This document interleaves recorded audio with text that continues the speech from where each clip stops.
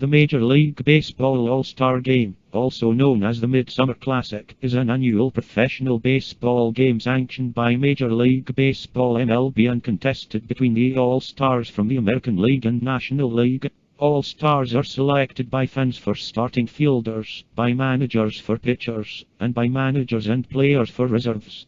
The game is usually played on the second or third Tuesday in July, and is meant to mark the symbolic halfway point of the MLB season, though not the mathematical halfway point, which, for most seasons, falls within the previous calendar week. Both leagues share an all-star break, with no regular season games scheduled from the day before through 2 days after the all-star game. Some additional events and festivities associated with the game take place each year close to and during this break in the regular season.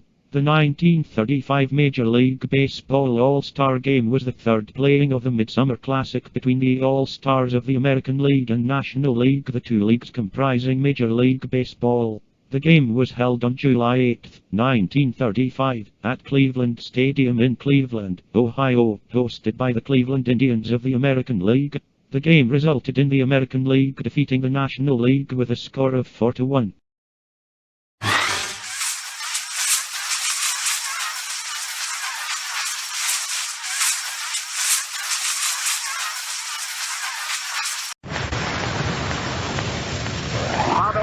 Now from the huge municipal stadium here on the shores of Lake Erie in Cleveland, Ohio. From where today, the Mutual Broadcasting System is pleased to bring you the All-Star Game. Well, it certainly is a wonderful sight here in Cleveland today in this huge stadium with seats between 80 and 85,000 people. We're seated up here now, just back at the home plate, up in the upper deck in this stadium, looking down on the field, as the players of the American League and the players of the National League are getting ready for the third edition of one of baseball's greatest classics, the All-Star Game. All morning long, there have been lines outside this stadium at the entranceways, waiting for the unreserved seats to be put on sale. We came into the stadium this morning around 9:30, and at that time there were several thousand people waiting out there outside the bleachers, just waiting for the gates to open up. And now, exactly 1/2 hour before game time, I'd say there are in the neighborhood of between 55 and 65,000 people already on hand. The expected crowd today of around 80 or 85,000 people. I wouldn't be at all surprised from all reports, but what the stadium today will be absolutely jammed, and that is a capacity of somewhere around 85 to 88,000 people. Right now, the National League team is putting on a workout down here on the field. You see a lot of familiar faces. There's Bill Carey working out at first base. Arkey Vaughan, the famous shortstop of the Pittsburgh Pirates, is over at short. Here at third base, one of the greatest players in the game today, Pepper Martin, the wild horse of the old days, who's been a star of many important games, World Series, and regular scheduled games of the St. Louis Cardinals. There at second base, one of the finest second basemen in baseball today, Billy Herman of the Chicago Cubs, who's going to make the fourth member of the starting infield of the National League team today. Behind the plate will be the manager of the Philadelphia entry of the National League, Jimmy Wilson. He's going to catch. Now, while we're talking about the starting lineup, I know that many thousands of you would like to follow the play of this game today by the old scorecard method. That is, if you'd like to keep right in touch with us here in Cleveland and have your own scorecard. And so I'm going to give you now, even though it is 25 or 26 minutes before the actual start of the play, the starting batting order and lineup for the National League All-Stars and the American League All-Stars. I might tell you, too, that it's been rather stressing here in Cleveland all day today. It's very cloudy overhead now, but it just doesn't feel like it's going to rain, and I certainly hope that it doesn't rain and in any way mar the pleasure and the happiness that this great crowd is going to get out of what should be a corking good ball game out here today. Now for the official batting order and lineup, and first we'll take the National League team. I'm going to give it to you slowly so that you'll have plenty of time to write it down. The batting order and the lineup. The National League, Pepper Martin, St. Louis, third base. Pepper Martin, St. Louis, third base. Arkey Vaughan, Pittsburgh, shortstop. Arkey Vaughan, Pittsburgh Shortstop. Mel Ott, New York, right field. Mel Ott, New York, right field. Medwick, St. Louis, left field. Medwick, St. Louis, left field. Bill Carey, New York, first base. Bill Carey, New York, first base. Wally Burger of Boston will play center field. He's out there now, shagging flies, getting himself acclimated out there. Wally Burger will play center field. Billy Herman of the Cubs will be at second. Billy Herman of the Cubs at second. Wilson of Philadelphia will catch. Wilson of Philadelphia will catch. And here's a surprise. The starting pitcher for the National League All-Stars will be Bill Walker of the St. Louis Cardinals. Bill Walker, a left-hander, will start the game for the St. Louis Cardinals. He's a late entry in the National League team, a sort of a dark horse, as it were, and he's taking the place of Van Lingo Mungo of Brooklyn, who sustained an injury just a few days ago, which necessitated his not taking part in this great baseball classic. Mungo is not at St. Louis. The left-hander is going to start the game for the National League All-Stars. Now, that's the batting order and lineup for the National League. Here's the batting order and lineup for the American League.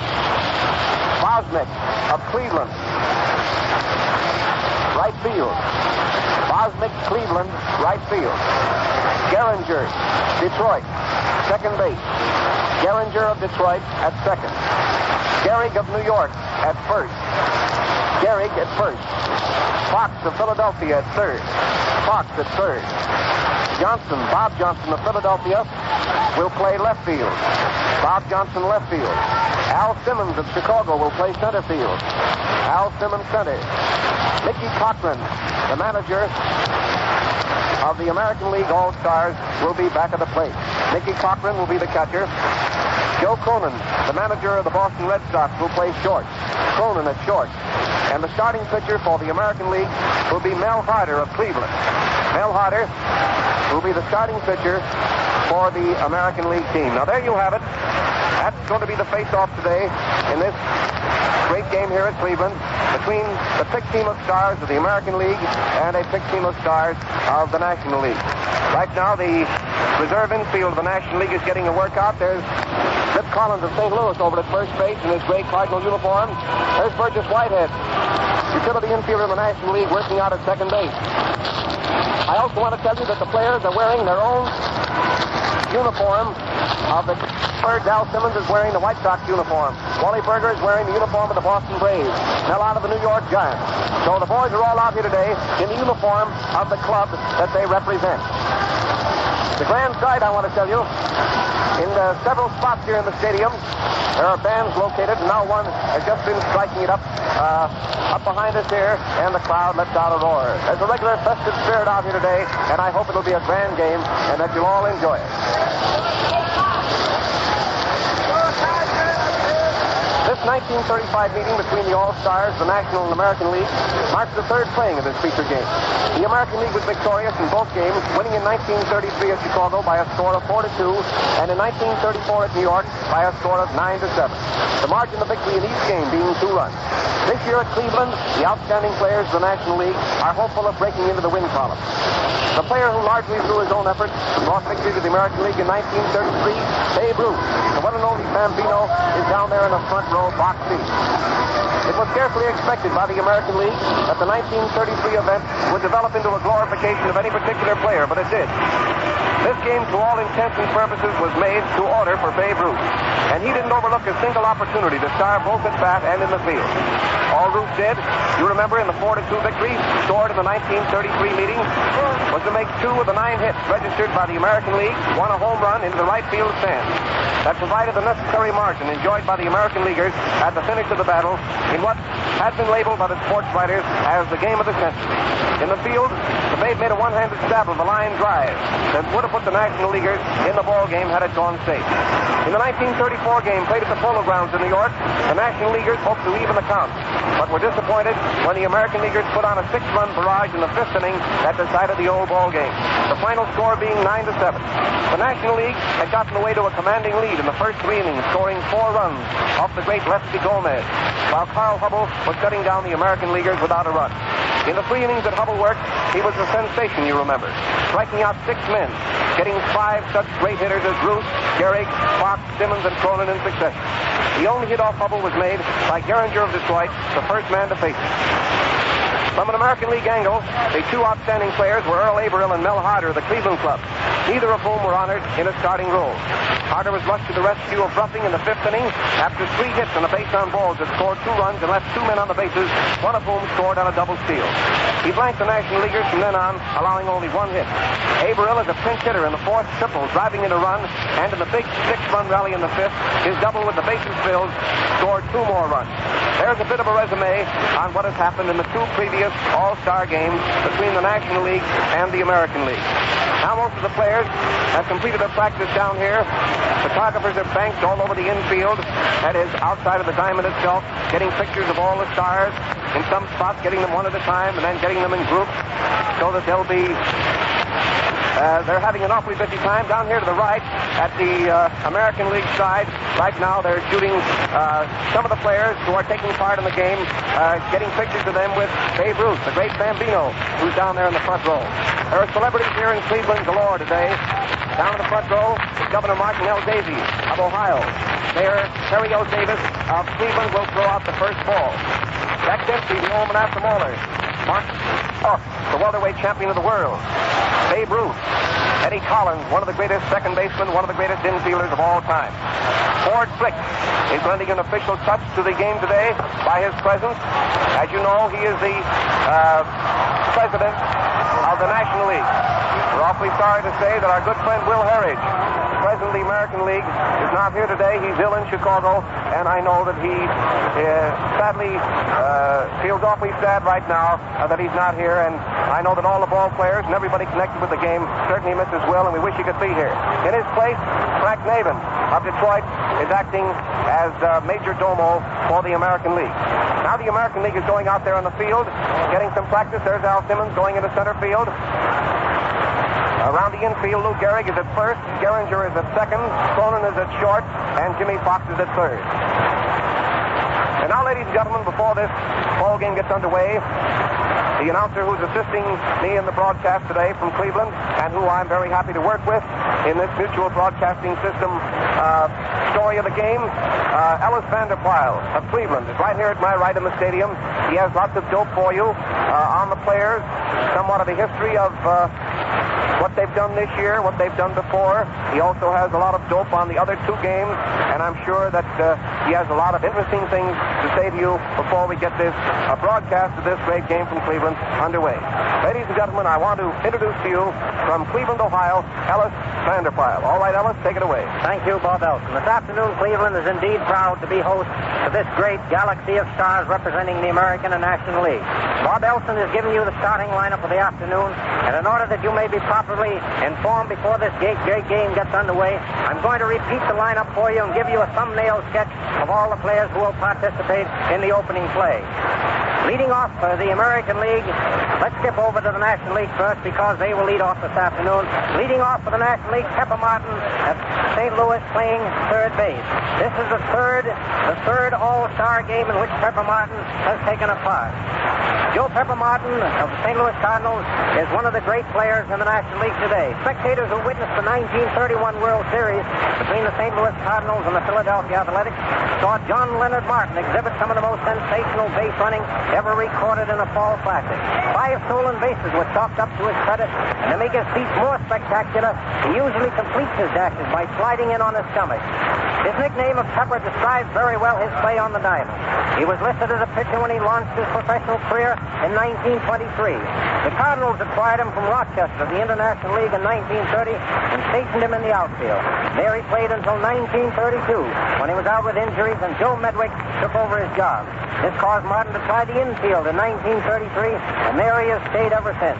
Pepper is 31 years old, was born in Temple, Oklahoma. 5 feet 9.5 inches tall and weighs 175 pounds. He bats and throws right-handed.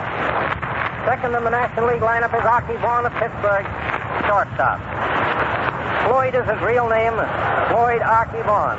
When the Pittsburgh Pirates went into spring training at Paso Roble, California, 1931, Art Briggs, the manager of the Wichita, Kansas club, a Pirate Farm, brought with him a kid shortstop by the name of Vaughan. A quiet kid, he was inconspicuous around the camp, but his speed on the diamond spoke for itself. He was too green for major leagues then, but after one more year at Wichita, Arkey came up to give Pittsburgh some of the best shortstopping for many years. Arkey is still quiet, but his stellar all-around play makes him now a most conspicuous member of the team. He's only 23 years old, but he has put in 3 full seasons at short for the Pirates.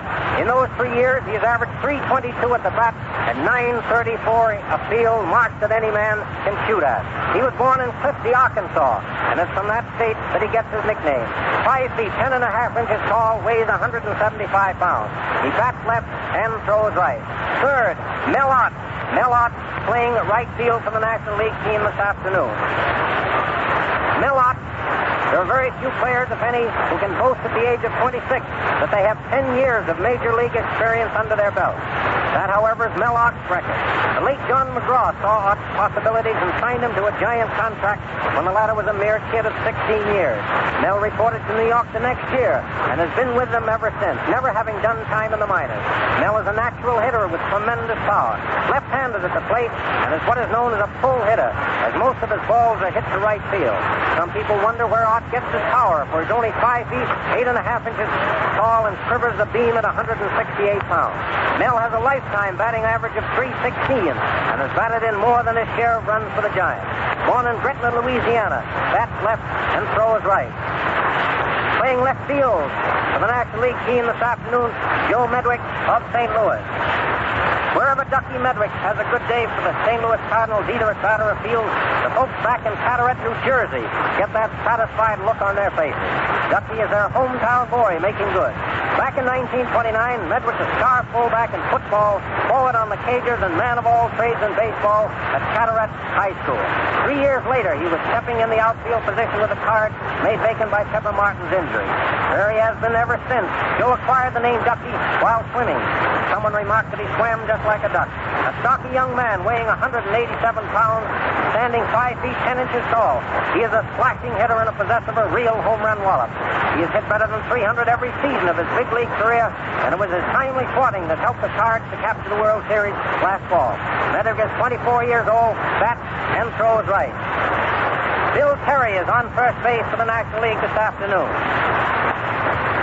William Harold Perry, that's his name, the strategic manager of the New York Giants, and he's playing his 22nd season of professional baseball and is just about as active as he was when he signed with Atlanta, the Southern Association, in 1914. Bill came to the Giants, the only major club that he's ever played with, in 1923 from Toledo in the American Association. And since that time has been one of the senior circuit's leading batsmen. During his 12 years in the big league, he has the enviable batting average of 342. In 1930, Bill wrapped the pills for a sensation average of 401. When John McGraw gave up the management of his Giants in 1932, Perry was made his successor. And the following year, he led his team to the pennant and World Championship. Last year, they were barely nosed out by the St. Louis Cardinals. Now today, they're leading the league by a margin of almost 9 runs. Bill was born in Atlanta, Georgia, October 30th, 1898. 6 feet 1 inch tall and weighs 200 pounds, bats and throws left. Playing center field today, Wally Burger, the hard-hitting Brave from Boston. No other Boston Brave name has appeared in the home run list as many times in recent years as that of Wally Burger. The big outfielder is a natural hitter and packs dynamite at the plate, especially in the pinch when runs are needed. Wally was born in Chicago, October 10th, 1905, but he spent his boyhood in San Francisco, a city that has turned out lots of good ball players. He joined the San Francisco Seals in 1923, but was injured and did not play organized ball again until 1927. He went to Boston in 1930 from Los Angeles, and there he's been ever since. Wally claims he got his greatest thrill in his second game in the majors against the Brooklyn Dodgers, when he cracked a home run with the bases full to win the game. Burger, 6 feet 2.5 inches tall, weighs 200 pounds. He bats right-handed and throws from the same side. Billy Herman, playing at second base. Billy Herman of the Chicago Cubs. Chicago's young second backer Billy Herman broke into the baseball limelight in 1933 when he handled 466 putouts at the Keystone cushion to break the old record made by Billy Sweeney of Boston in 1912. Herman first came under the appraising eye of a Cub scout when the farm was playing with Louisville in the American Association. The scout very readily approved of Billy's play, and the Cubs bought him for $50,000 in 1931. He was immediately put to work filling the spot just vacated by Rogers Hornsby, today serving as a coach on the American League team. And he soon had the Windy City fans forgetting the Raja as far as fielding was concerned. Of course, he was unable to duplicate his predecessor's work at bat, but he has averaged better than 300 since joining the Cubs. Herman, now 25 years old, was born in New Albany, Indiana. 5 feet 11 inches tall, weighs 172 pounds. Bats and throws right-handed. The catcher today, Jimmy Wilson, the popular manager of the Philadelphia National League Ball Club. Jimmy Wilson was certain to break into the star play today. Is rated one of the best catchers in the business. Aside from doing most of the catching for the Philadelphia Nationals, he manages the club as an added responsibility, making him a rather busy young man. Wilson broke into the big show back in 1923 with the Philadelphia Nationals. After spending better than 5 years with the Phillies, he was traded to St. Louis in May of 1928 for Virgil Davis and home appeal. After 6 years with the Cardinals, Jimmy was handed a return ticket to Philadelphia, being traded on November 15th, 1933 for Virgil Davis, the same Virgil who figured in the other deal. Infielder Delta also came to Philadelphia in that same deal. Under Jimmy Wilson's direction, the Phillies have made much progress, even though they have not as yet reached a very lofty perch in the league standings. Wilson has developed a number of mighty good-looking youngsters during his short regime as manager and has high hopes for a future for the Phillies. And now, for the pitching today is Bill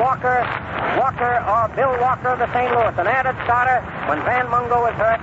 He has won 6 games, lost 2 this year, a left-hander, and came to St. Louis from the Giants in 1931 in a deal which sent Gus Mancuso, a catcher, to the Giants. And now for the American League lineup, Joe Vosmich, popular Cleveland player, playing in right field. Second base, Charlie Gehrig of Detroit, who's playing today in his 3rd All-Star game. First base, Lou Gehrig of New York, Columbia Lou, one of the greatest first basemen of all time. A hard-working player, a money player, and a man who can always be counted to give his best in a pinch. Third base, Jimmy Fox, versatile Jimmy Fox, catcher, first baseman, and today's third baseman, another fine player that Connie Mack has brought into baseball. Left field, Bob Johnson, Cherokee Indian, one of the pair of brothers that has made its mark in the American League. Bob Johnson of Philadelphia playing left field. In center field, Hal Simmons of Chicago for many years. Athletic, now playing left field in the regular Chicago lineup, but in center field today for the American League All-Star team. But catching Mickey Cochran, Detroit. Mickey Cochran, before the game when we were down on the field getting the official lineup, Roger Hensley and Mickey talking together, Bob Elson and I approached, and Mickey started to give the lineup until he came to his own place. And then he turned to Roger and said, I guess I'll start Hensley this afternoon. And Roger said, no, sir, you get behind the bat. So Mickey Cochran is going to be catching for the American All-Stars this afternoon. Shortstop, Joe Cronin, the youthful manager some years ago who brought a pennant to Washington, now managing Tom Yawkey's team at the Red Sox Park in Boston. Pitching, Mel Harder. Mel Harder, the young Cleveland ace, who is one of the stars of baseball. The star of last year's 1934 game. And now, here's Bob Elson with some additional dope. Thank you very much, Ellis. Well, ladies and gentlemen, it's almost time now for the ball game to get underway. One of the bands out here has just marched across the field, and now out there at the flagpole in center field in front of the bleachers, which is about 462 feet from the home plate, they're going to raise the flag. Here comes Mayor Davis of Cleveland walking out onto the field. He's going to throw the first ball. The umpires have just walked up to the plate. There may be a last-minute change in the American League pitchers. Lefty Gomez has started to warm up out here, off here to the right, in front of the New York bench. And it may be Gomez starting in place of Harder. But we'll have all that dope for you in just a very few minutes. Now the band out there in center field is standing at attention. The American flag is going to be raised out there. Now they're playing the national anthem for the All-Star game.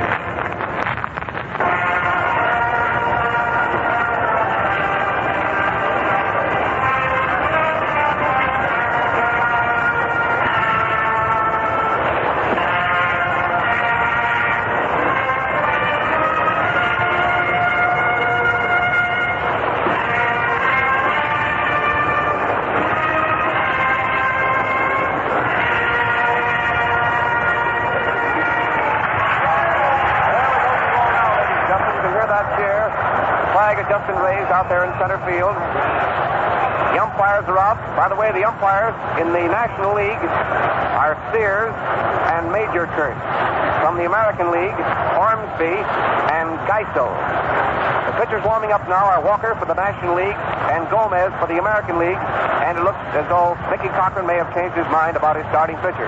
He told us down in the dugout a little while ago that he was going to start Mel Harder, but he evidently has changed his mind. Now the boys working out in the infield, getting it all in shape for the start of the game. Gee, this is a huge place. I want to give you just sort of a picture before the ball game starts of just what it looks like from up here. We're seated up here behind the plate, up the upper deck, just a little bit off to the left, a little bit off to the third base side. This municipal stadium here in Cleveland is a huge double-deck affair. It circles right around here to our left, down the left field line, and then branches off and then veers off at an angle out across left field and out towards center field, so that the stand, as it moves out from the left field, from the end of the left field line and moving out towards center field, is backing away. That is every foot farther out is farther away from the home plate. And it's the same way down the right field line. To the very extremity of the right field line is 320 feet. And then the stand shoots out the same way it does in left field into right center. Remember, it's a double-decked affair, and it seats approximately 85 to 88,000 people. Then all the way across center field, there is a huge bleacher. This is one of the largest bleachers we've ever seen in any ballpark, and I believe it is the largest. It accommodates, I imagine, in the neighborhood of 15,000 people. That extends all the way across from where the double grandstand ends in left center, right across, all the way across center field, meets the double-deck grandstand again in right center. Then right in back of the bleachers, we're looking right out there now, right over second base, out towards center field. There's a huge scoreboard with across the top, it says Cleveland Stadium. Then there's a flagpole and a small American flag up on top of that pole. And off to the left, down in the field, there's a very high pole with a huge American flag, and that is the flag that has just been raised. Now the band has marched again off the field, coming out right field and across the right field foul line, and they're being seated at the end of the boxes, right down there near the end of the right field line. Ty Perkins of Detroit, another chap who spent many years with the Philadelphia Athletics, is catching Lefty Gomez, who's warming up for the New York team. Bill Walker of St. Louis is the starting pitcher for the National Leaguers. Now we're going to run over the official batting order lineup again for you quickly, while the managers and the captains of the two teams go over the last-minute rules and so on and so forth with the umpires right down here below us at the home plate. National League, Martin, third base. Vaughan, shortstop. Ott, New York. Medwick, left field. Carey, first base. Burger, center field. Herman, second. Wilson, catching, and Walker, pitching.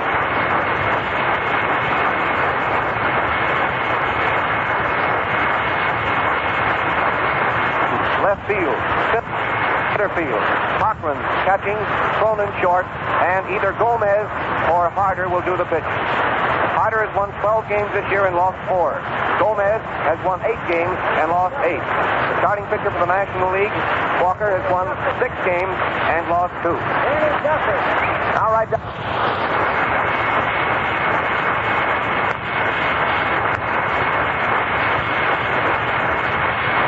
Coaches for the National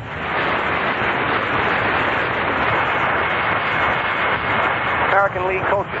The coaches for the National League are Charlie Grimm, the manager of the Chicago Cubs, and Chuck Dressen, the manager of the Cincinnati Reds. The ball game should be underway now, ladies and gentlemen, here in Cleveland in just about 3 or 4 minutes. We're going to pause now briefly for station announcements. This is the Mutual Broadcasting System.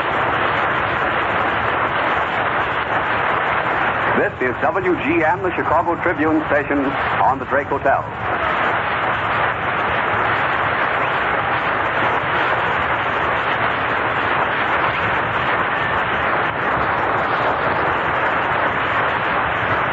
Now the American League team is out on the field.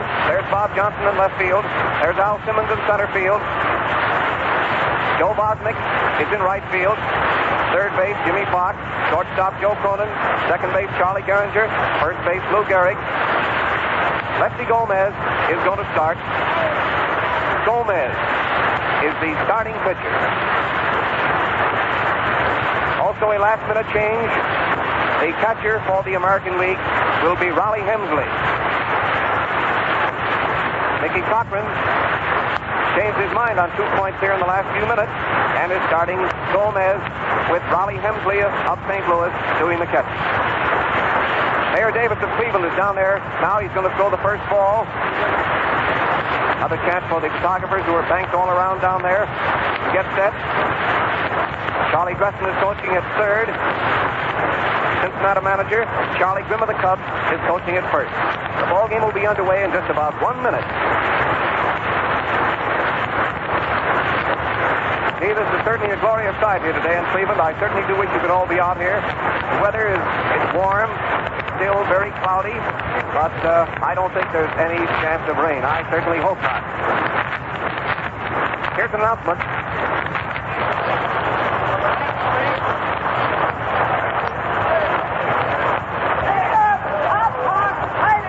Public address system isn't working very well. In fact, it's pretty hard to hear from up here just what they are saying. We have our mutual broadcasting system microphones right out here in the open in the upper deck. It's a swell spot to see the ball game, and I certainly do hope that you all enjoy it. The announcer on the field is announcing the official batting order and lineup through the public address system. I heard that one, Medwick left field. The third baseman, Jimmy Fox, is over talking to the pitcher.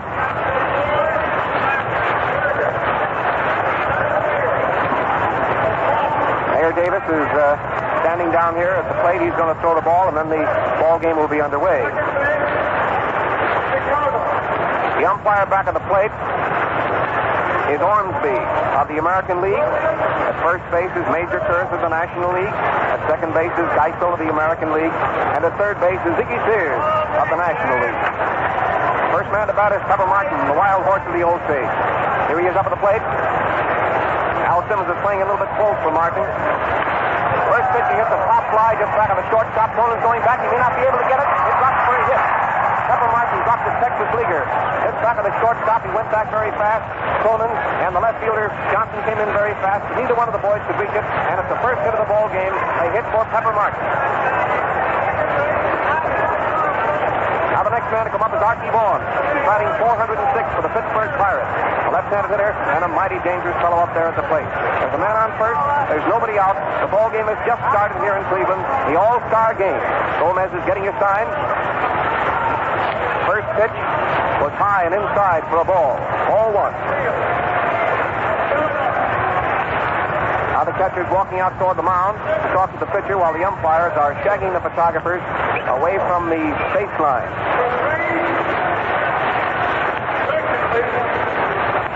Here's Hensley coming back behind the plate. Wally Hensley is back at the plate. Now to ball one on the batter. Here's the next pitch. It's a little bit outside and low for a ball. Ball two. 2-0 now for Arkey Vaughan with Pepper Martin on first. Next pitch is a fastball. It comes in across his knees. It was a beauty. And it's a strike. The count is ball two and strike one for Arkey Vaughan. His batting average today, as we told you, is 406. Here's the next pitch, and it's in low and very close for a ball. Makes it ball three. 3-1 now for Vaughan. Some of the latecomers are walking down here in front of us in the aisle, just obstructing our view a bit. Pepper Martin's on his way down on the hit-and-run play. There's a fly ball in the left field. Johnson comes in. He's under it, and he has it for the first out. The hit-and-run play with Pepper Martin starting for second with the pitch, and the batter Vaughan hit it into left field. Johnson came in and made an easy catch of it for the first out. One gone. Now the next man to come up is Leonard of New York, who's playing right field, and today is batting 324.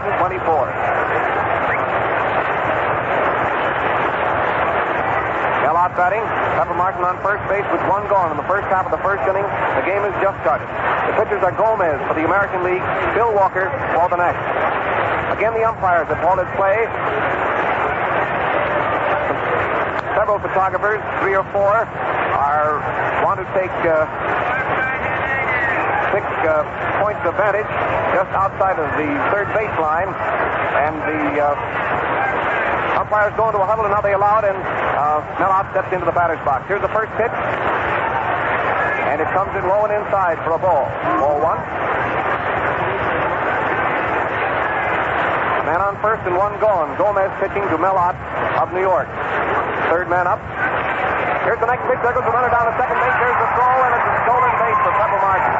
Wally Hensley's throw was a little bit high and to the second base side of the bag. And Cronin, the shortstop, took the throw and had to lean over the bag to get the throw. And in the meantime, Pepper Martin hooked around inside the bag, and he's safe at second. It's a stolen base for Pepper. He's on second base with a count of ball two on the batter. Mellott. Here's the next pitch. It's a strike. It's ball. It was a fastball right in there, waist high. Ball two and strike one for Mellott. Man on second, remember, with one gone in the first half of the first inning, and the National League team batting. American leaguers talking up out there in the infield. Lots of pepper. Shouting words of encouragement to Gomez. There's a fastball. He hits it on the ground. Out to the shortstop. Cronin is in fast. Gets it over to first base, and he's out for the second out. And Pepper Martin advances from second to third. There's two gone. Mellott went out from Cronin to Gehrig. Two gone now, and a man on third. And Ducky Medwick of St. Louis is the batter. His average to date is 362, and he's one of the most dangerous batsmen in baseball today. Here's Medwick up with a chance to drive in a run if he can come through with a blow here in the first inning. Here's the first pitch. It's a slow curve, and it broke just a little bit too close to a right-hand batter and backed him away from the plate a bit. It's ball one.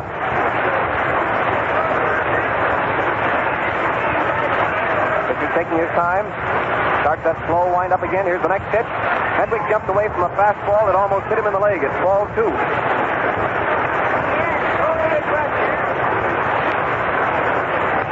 That was a fastball. Gomez is winding up again. Here's the next pitch. There's a fastball up around his neck, and Medwick swung hard and missed it. He swung so hard he fell down. Medwick batting with Pepper Martin on third and two gone in the first inning. Here's the next pitch. He hits a high foul, which is going back into the grandstand off there to the right. There's the first donation to the fans, and believe me, they're having a wild scramble for that ball up here in the upper deck. The National League team is batting. There's a man on third. There's a count of ball two and strike two on the batter, who is Medwick, and there is two gone. Here's the next pitch. Fastball high. Medwick swung and got a piece of the ball and fouled it back into the screen, and the count is 2 and...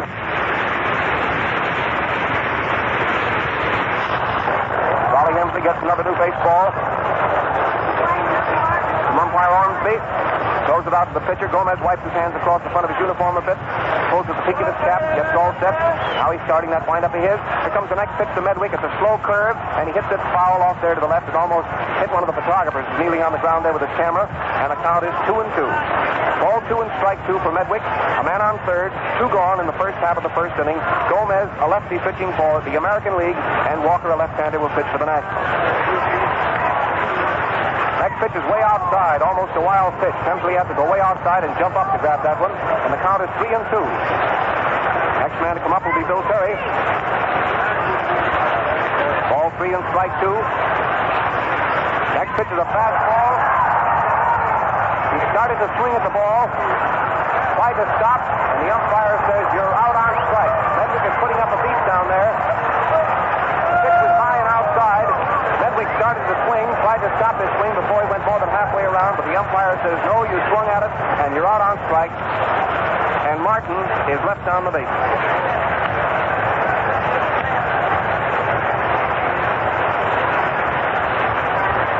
No runs, and one hit.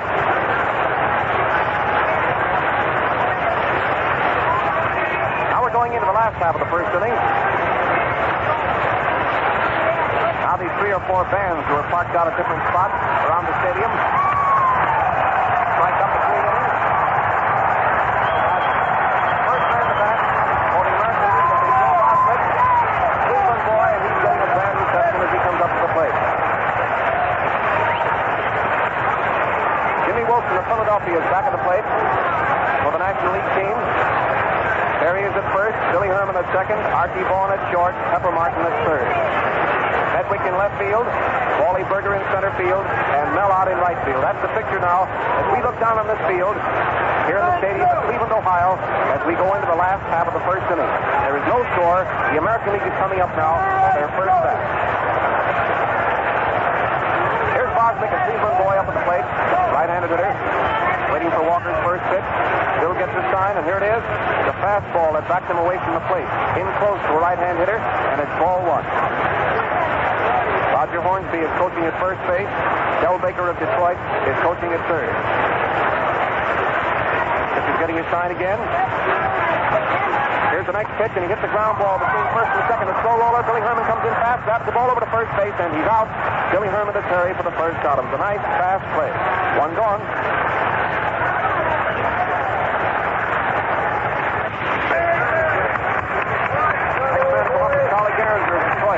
Second base, and his batting average to date is 341.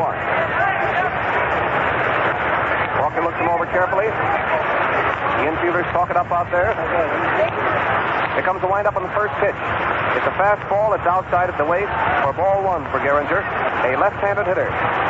One out, nobody on the bases. Last half of the first inning, no score on either side. Walker gets his sign again. He, too, has a very slow and deliberate sort of a windup. There's a fastball that's in a little bit low. It was over the plate but low, and it's ball two for Gehringer. Walker turns around, looks around the infield and the outfield to see that everybody's in place. Center fielder Burger is moving over a little bit toward right center with his left-handed batter. Here's the next pitch, and it almost hit him. Gehringer has to back out of the way in a hurry to get out of the way of a pitch ball, and it's ball three. Next man to come up will be Columbia Lou Gehrig, the first baseman. Walker takes his time. He's just taking it easy out there now. Here comes the windup in the next pitch. He's waiting out the string, and there's a perfect pitch right over the heart of the plate. A called strike. 3-1. Now we'll see whether Charlie will wait out the string, hoping to get a fourth ball, or whether he'll poke it, knowing that Walker's going to try to get it in there. Wind up, and here's the pitch. Gehringer backs away from ball four, puts him on first base. Next man to come up is Lou Gehrig of New York. He's batting 314, a left-handed hitter. Lou has been sort of slow getting started this year. He's recognized by everyone as one of the greatest hitters in baseball. Walker's getting his sign. Here's the first pitch. The curveball, he hits it down the first baseline to Carey. Up at the ball, gets it over to second base. Out of second, back over to first base, but safe at first. The play went from Carey to Vaughan, forcing Gehringer at second base. From Vaughan back to Carey, hoping for a double play, but they missed Gehrig just by a foot. So Gehringer is forced out at second base. Carey to Vaughan. Leaves a man on first base. And brings up Jimmy Fox, the third baseman who's batting 322. Here's Fox up at the plate, a right-handed hitter. Medwick is playing very deep in left field for this fellow. First pitch to Fox is in low and close for a ball. Ball one. Boys out there in the infield talk it up. You can hear them all the way up here. Lots of chatter, lots of pepper on both sides. They both want to win this ball game, want to win it fast. Two great teams out here today. Walker kicks the dirt around out there on the mound, getting it all smoothed down to his liking. Runner on first. It's 2 outs. Jimmy Fox is batting with the count on him, ball one. Walker's ready. Here's the next pitch. Fox takes one right over the plate. It's a called strike. And Wilson takes the ball down to first base to Carey, trying to pick Gehrig off the bag. But he's back there safely, and the count is 1-1. 2-1 and strike one. A man on first with 2 outs. Walker draws his arms up in front of him. Watching the man on first base. Now he's ready. Here's the next pitch to Fox. It's outside. A fastball at the knee. Makes it ball 2 and strike one. 2-1. Pepper Martin third. Arkey Vaughan short. Billy Herman second. Carey at first. That's the National League infield. Walker's getting his sign again. Here's the next pitch. It's a slow ball and a beauty. Gee, that was a nice one right in there. And the count is ball 2 and strike 2. Walker threw a slow ball into Jimmy Fox, and it was a beauty. Just came in below the shoulders, right over the plate. It's a called strike, and the count is 2-2. Runner on first base is taking a short lead off. He's ready again. Here's the next pitch. It was a slow curve outside below the knee, and it's ball 3. Makes it 3-2 now. Man on first with 2 outs, 3-2 on the batter. Now Now Gehrig will break for second base with the pitch. 3-2 on the batter and 2 gone. Gehrig on first base. Watch him now. Walker's getting ready. He throws the ball over to first base trying to pick Gehrig off, but he's back in the bag safely. Drew didn't have a very long lead off, and he just leads back onto the bag. Walker pulls at the peak of his cap, gets ready out there again. He has a 3-2 count on Fox. Gehrig is edging off the bag. There he goes. Here's the pitch. And the batter hits the ball.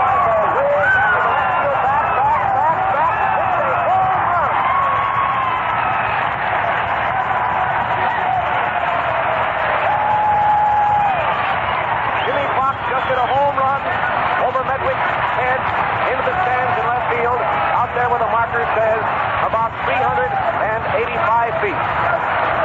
Jimmy Fox just hit a home run over the left field fence into the lower grandstand out there in left center field. Put the American League in the lead by a score of 2-0, and believe me, that was some wallop.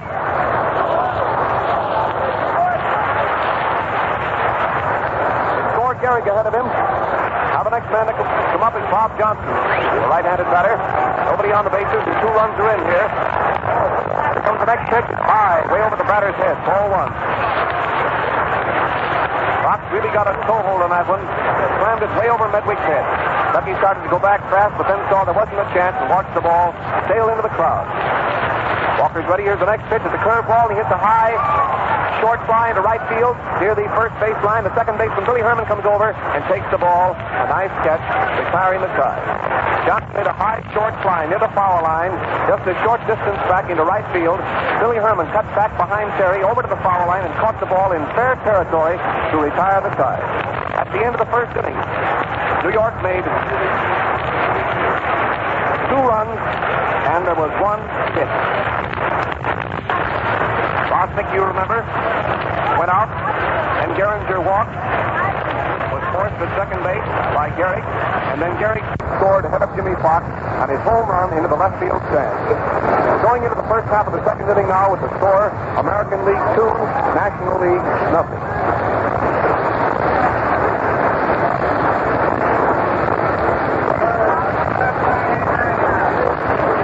Now the American League players are out there on the field. Jimmy Fox, the third baseman, puts the American League in the lead with a swell home run. The first man to bat for the National League is Bill Carey, the first baseman.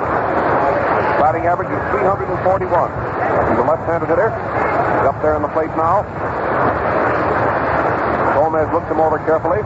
Nobody on and nobody out. We're just starting the first half of the second. Here's the pitch. Fastball, a little bit slow. Ball 1. Gomez wasn't sure of that. He takes a look back at the scoreboard to make sure that he got the call right. Here's the next pitch to Carey. Carey slaps a fly ball near the foul line in left field. Johnson is over under it, and he has the ball for the first out. Carey hit the ball hard, a fly ball into left field over near the foul line. Johnson came over fast and pulled it down for the first out. 1 gone. Next man to come up is Wally Burger, who's playing center field for the National League team. His batting average today is an even 300. He's a big fellow, right-handed hitter. Stands well over 6 feet tall. Here's the first pitch from Gomez, and Burger takes a big swing and misses for a strike. Strike 1. Nobody on the bases. It's the first half of the second. National League is batting. There's 1 out. Next pitch to Burger is a well curve right over the heart of the plate, and it's called strike 2. It broke in there beautifully. Looked like it was going outside, and then the ball broke sharply in over the plate at the weight, and it's 2 strikes. Gomez is getting a sign. Here's the next pitch, a fastball, and Burger gets a piece of it and knocks the ball back into the screen. Still 2 strikes. There's a great scramble for the ball again, and the crowd roars. They certainly do want these baseballs today as souvenirs of this All-Star game. Gomez has a count of strike 2 on Burger. Next pitch hits the ground ball foul just outside the bag down the third base line. It's rolling down the line. That was just foul a foot. A hard hit ball on the ground just outside the bag at third. Charlie Dresden of Cincinnati is coaching at third base for the National League team, and Charlie Grimm of the Cubs is coaching at first. Burger is batting in the first half of the second inning with 1 out. Count on him is strike 2. Gomez gets a new ball, rusts it up in his hands a bit, getting some of the shine off it. Now he's ready. There's a fastball. He hits a high, foul fly, just outside of first base. Lou Gehrig is under it, and he catches it now in fair territory. It came down just inside the first base line, just about 10 feet. Down from the bag at first base toward the plate, and Gehrig caught it. It came down just inside the line in fair territory, an infield fly for the second out. Now the next man to come up is Billy Herman. Billy Herman is batting 295. Second base today for the National League team. Right-handed hitter. Hal Simmons, the center fielder of the American League team, is coming in and moving over a little bit toward right center. First pitch is high and outside for a ball. Ball one. Simmons, center field. Bosmick, right field. Bob Johnson, left field. Here's the next pitch to Billy. Billy swings hard and fouls the ball back into the stream. Ball one and strike one. 2 out and nobody on the bases in the first half of the second inning. The American League is leading 2-0. Fox hit a home run with a man on. Gomez is getting his sign. Here's the next pitch. Billy takes him a little bit high and close for a ball. Next man to come up after Herman will be Wilson, the catcher. Ball 2 and strike one. Next pitch, he hits a high foul fly, which is going over there into the box seats. Wally Hensley tosses off his mask and comes back fast to see if there's a chance to get the ball, but he sees there is no chance. It's going into the crowd, and he goes back to the plate. The umpire tosses the new ball into play. Ball 2 and strike 2 is the count on Billy Herman, batting for the National League team with 2 gone. There's a fastball. He hits it back at the pitcher. He knocks it down. It's rolling behind him. He gets over, picks it up, gets it over to first base. It's low, but he's out on a fast play. Gomez to Gehrig. Billy Herman hit a hard smash on the ground back at the pitcher. He knocked it down, but it rolled past him. He went back fast and grabbed the ball and got it over to first base. And Billy Herman was out on a fast play. Gomez to Gehrig. 3 up and 3 down. No runs, no hits, and no errors.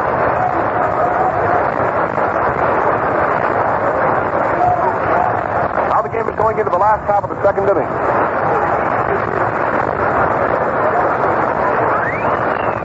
We're going into the last half of the second inning of this game at Cleveland, Ohio, between the Stars of the National League and the Stars of the American League.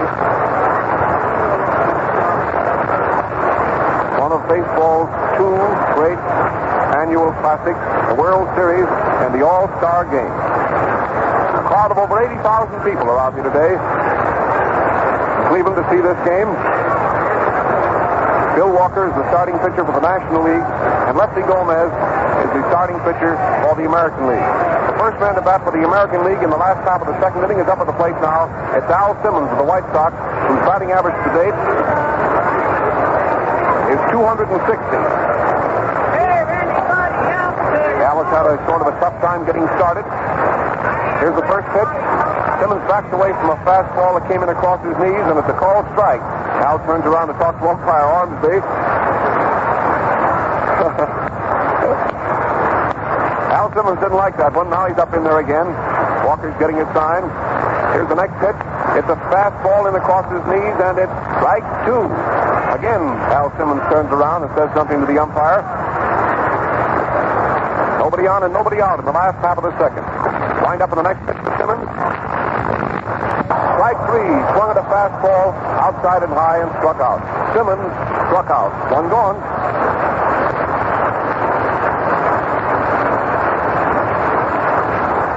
Now the next man to come up is Robbie Hensley.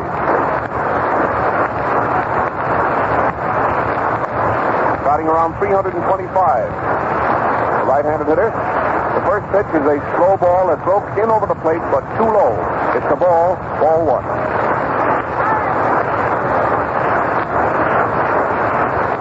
Walker's getting his sign again. Here's the next pitch to Hensley. It's a slow ball, and he pops it up. It's coming back here toward the railing. It's going into the stands. He can't get it. The catcher came back fast, but couldn't get to it. It's ball 1 and strike 1 for Hensley. Jimmy Wilson of Philadelphia is the starting catcher for the National League. Wally Hensley's batting average is 327. He's a right-handed hitter. Here comes the next pitch to Raleigh, and he slams a fly ball down the left field line. Left fielder Medwick is going back. The ball goes over his head. It goes up against the wall. Hensley's coming into second base. He may try for third. He's on his way now to third base. It's going to be very close. Here comes the relay. He slides in, and he's safe at third. It's a three-base hit for Hensley down the left field line. The relay came in from Medwick to Arkey Vaughan to the third baseman Pepper Martin, and Wally Hensley came sliding into third base, and he's safe at third. It's a three-bagger. Hensley on third with one out in the last half of the second inning. The American League leading by a score of 2-0. Now the next man to come up is Joe Cronin, the shortstop, the manager of the Boston Red Sox. His batting average today is 260, but he's a dangerous man up there in a pinch. Now the National League team is drawing in close to the infield with a possible play in view here at the plate. Walker takes a look around to see that everybody's in place. Cronin batting, a man on third, one out. Last half of the second inning, score 2-0 in favor of the American League. Walker's getting his sign. Here's the pitch to Joe.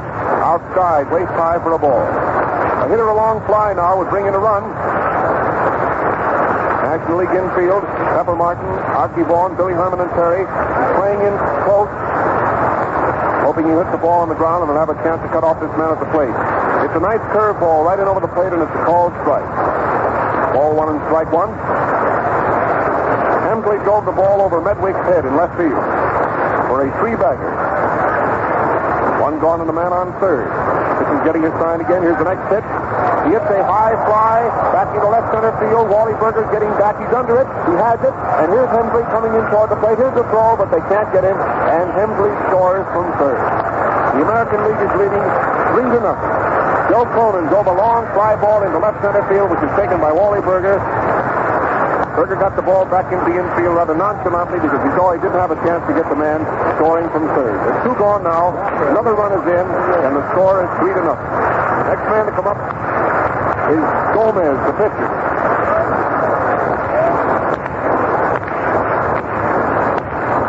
Here's Gomez up, a left-handed batter. He swings at the first pitch and misses it for a strike. Strike one.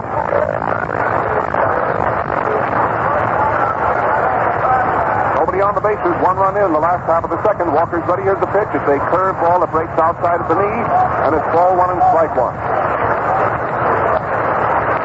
Gomez batting. He's won 8 games and lost 8 games this year for the Yankees.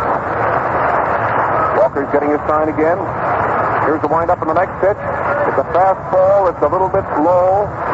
It's a ball. Makes it ball 2 and strike one for Gomez. Walker turns around and looks around the infield. Bill didn't like the call on that one so much. Said something to the umpire, but now he goes about his work again. Standing there in the rubber, getting his sign from Wilson. Here comes the pitch to Gomez, and he backs away from one in close to the knee for a third ball. Ball 3 makes it 3-1.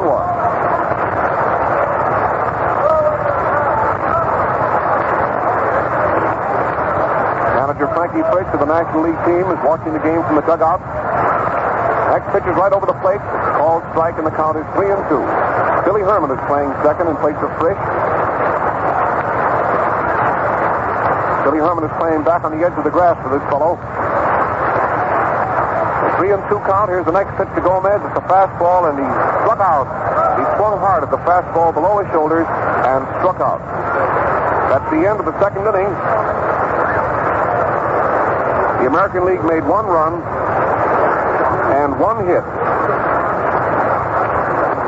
1 run and 1 hit at the end of the second inning, and the score at the end of 2 innings in this All-Star game at Cleveland, Ohio, is the American League 3, the National League 0.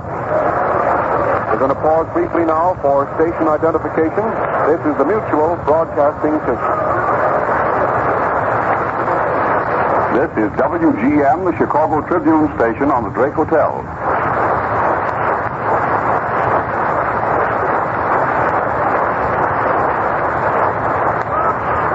Now we're going into the first half of the third inning. American League is out there on the field.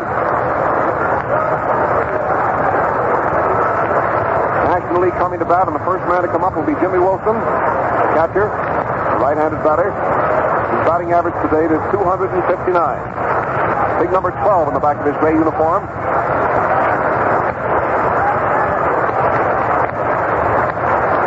Here's the windup in the first pitch. He swings at a fastball, shoulder high, and missed it. Strike one. American Leaguers talk it up out there. Pitch is getting his sign again. Here's the windup in the next pitch to Wilson. It's a low ball outside at the knee. Wilson batting out of 1-1. He's the first man up in the first half of the third. Scores the American League 3, the National League nothing. Next pitch comes in low and close for a ball. Makes it ball 2 and strike 1. 2-1.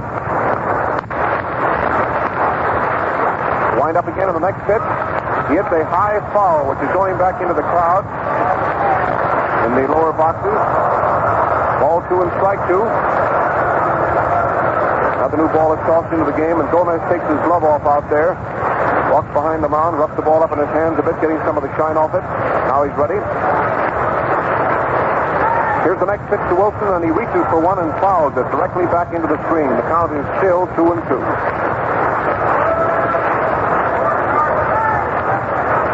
Ball 2 and strike 2. Gomez takes his glove off, rubs the ball up in his hands a bit again. Here's the next pitch to Wilson. It's a fastball. He hits it on the ground out to the second baseman, Gehringer's up with the ball, gets it over to first base, and he's out. Gehringer to Gehrig. It was a hard-hit ball that hugged the ground all the way out to Charlie Gehringer. He grabbed it and threw him out on a fast play. Gehringer to Gehrig. One gone.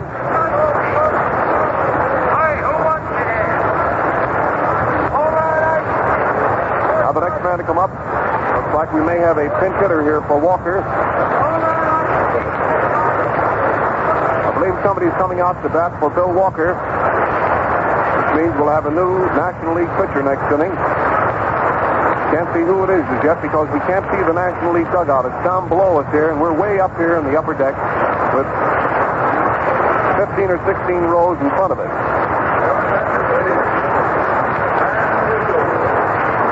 Gus Mancuso is coming out to bat for him.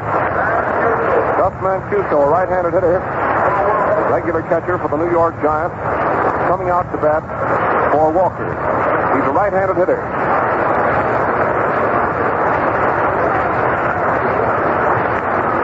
Here he is up at the plate. Gomez is getting his sign. First pitch is outside, waist high for a ball. Ball 1. And Mancuso up at the plate. His batting average to date is 290. Here's the next pitch. It's a fastball, low and outside. Ball 2. Nobody on the bases.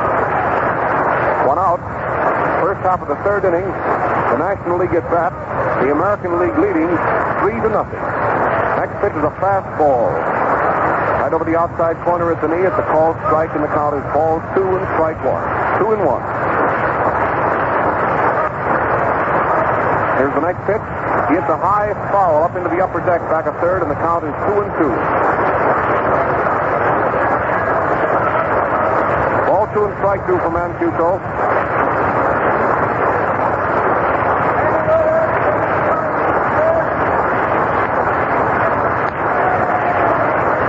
Gomez is getting his sign. Here's the next pitch. It's high and outside for a ball, and the count is 3-2 now for Gus.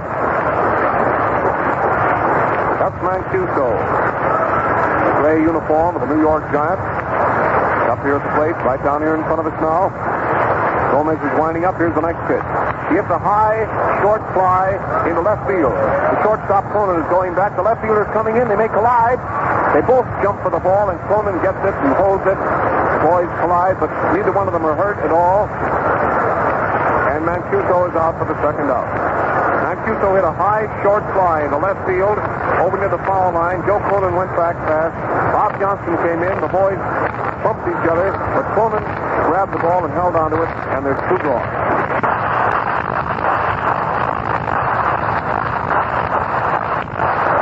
Now the next man to come up is Pepper Martin, the leadoff man.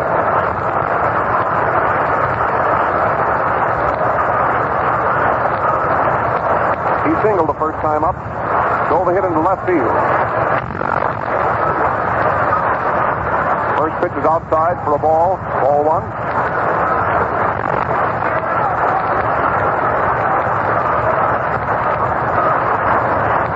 Here comes comes the next pitch to Martin. He swings hard and misses. That was a fastball around his neck, and the count is 1-1. All 1 and strike 1 for Pepper. 2 out and nobody on the bases in the first half of the third. Here's the next pitch from Gomez. It's a slow ball, and it's outside.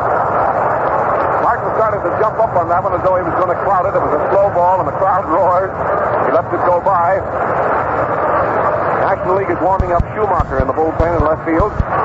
There's a foul up into the upper deck, right off here to our right. Martin swung so hard he fell down. This ball, by the way, up here in the upper deck was practically caught by Luke Sewell, the White Sox catcher, who's up here enjoying the game, and it popped right out of his hand.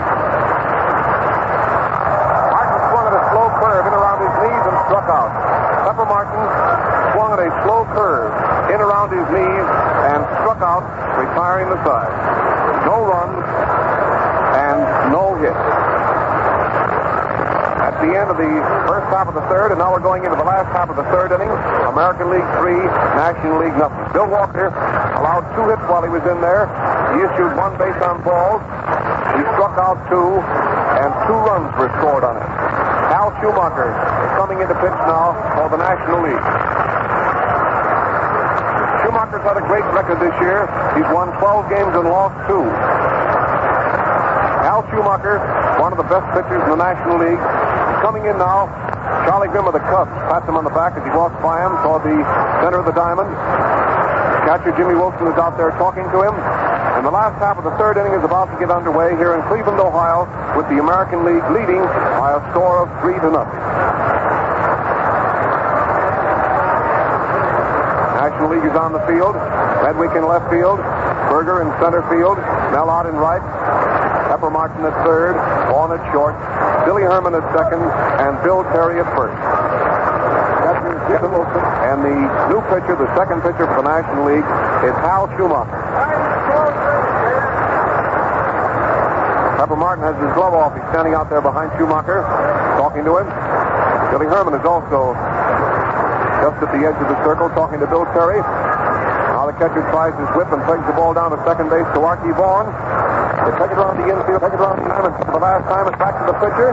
And now the last half of the third inning is getting underway with Joe Bosmick of Cleveland up at the plate. Bosmick bounced out the first time up. He hit the ball on the ground to Billy Herman and was thrown out. Now he's coming up for the second time to start the last half of the third. Schumacher's having some trouble getting the dirt out there in the pitcher's circle all smoothed down to his liking. He kicks it all around out there, finally has it all set, and now he's on the rubber. He's getting his sign. Here's the windup on the first pitch to Joe Bosmick. Bosmick hits the ground ball down the first baseline. It's foul outside the line. Bill Carey comes in toward the plate, but Wilson gets the ball first and plays it around the National League infield. Carey, Billy Herman, Arkey Vaughan to Pepper Martin, and Martin carries the ball all the way over to the pitcher's box and hands it to Schumacher. There's something to him. The last half of the third inning. Nobody on and nobody out. The American League batting and leading 3-0. Here comes the windup in the next pitch. The fastball that's blowing outside. The ball. Makes it ball 1 and strike 1. Great crowd here today to see this game.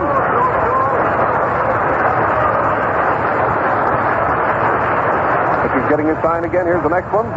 The fastball, he hits it right back at Schumacher, jumps up, grabs it in his gloved hand, and throws him out. Schumacher to Carey. 1 gone.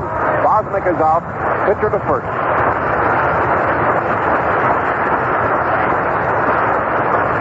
Next man to come up is the second baseman, Charlie Gehringer, who walked the first time up. Gehringer, a left-hand hitter, is batting. With 1 gone in the last half of the third. National League talks it up out there in the infield. Lots of pepper on both sides today.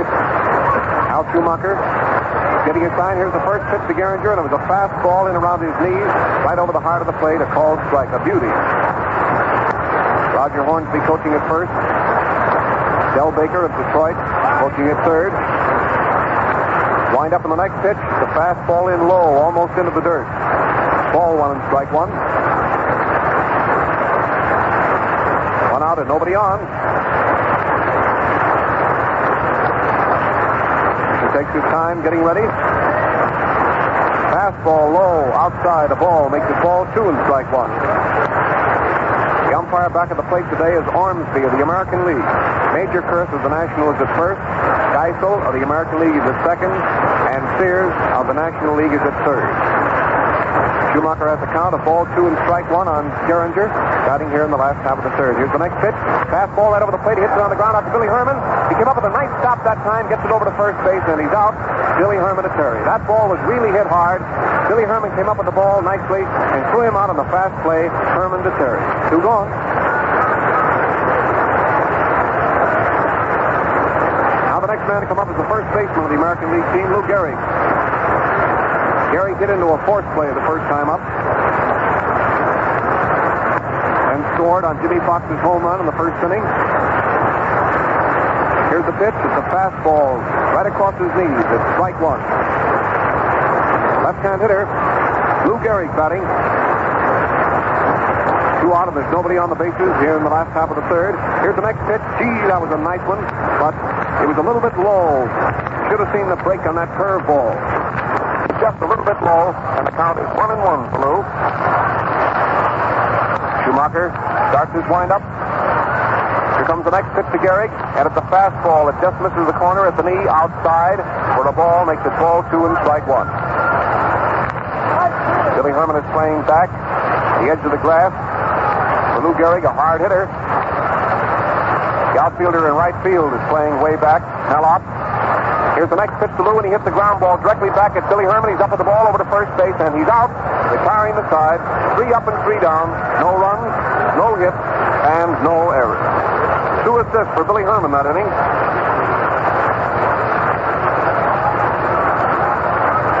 At the end of the third inning, and now the game is going into the first half of the fourth inning. The American League going onto the field, and the National League coming to bat. Here's Gomez coming out. Score: the American League 3, the National League nothing.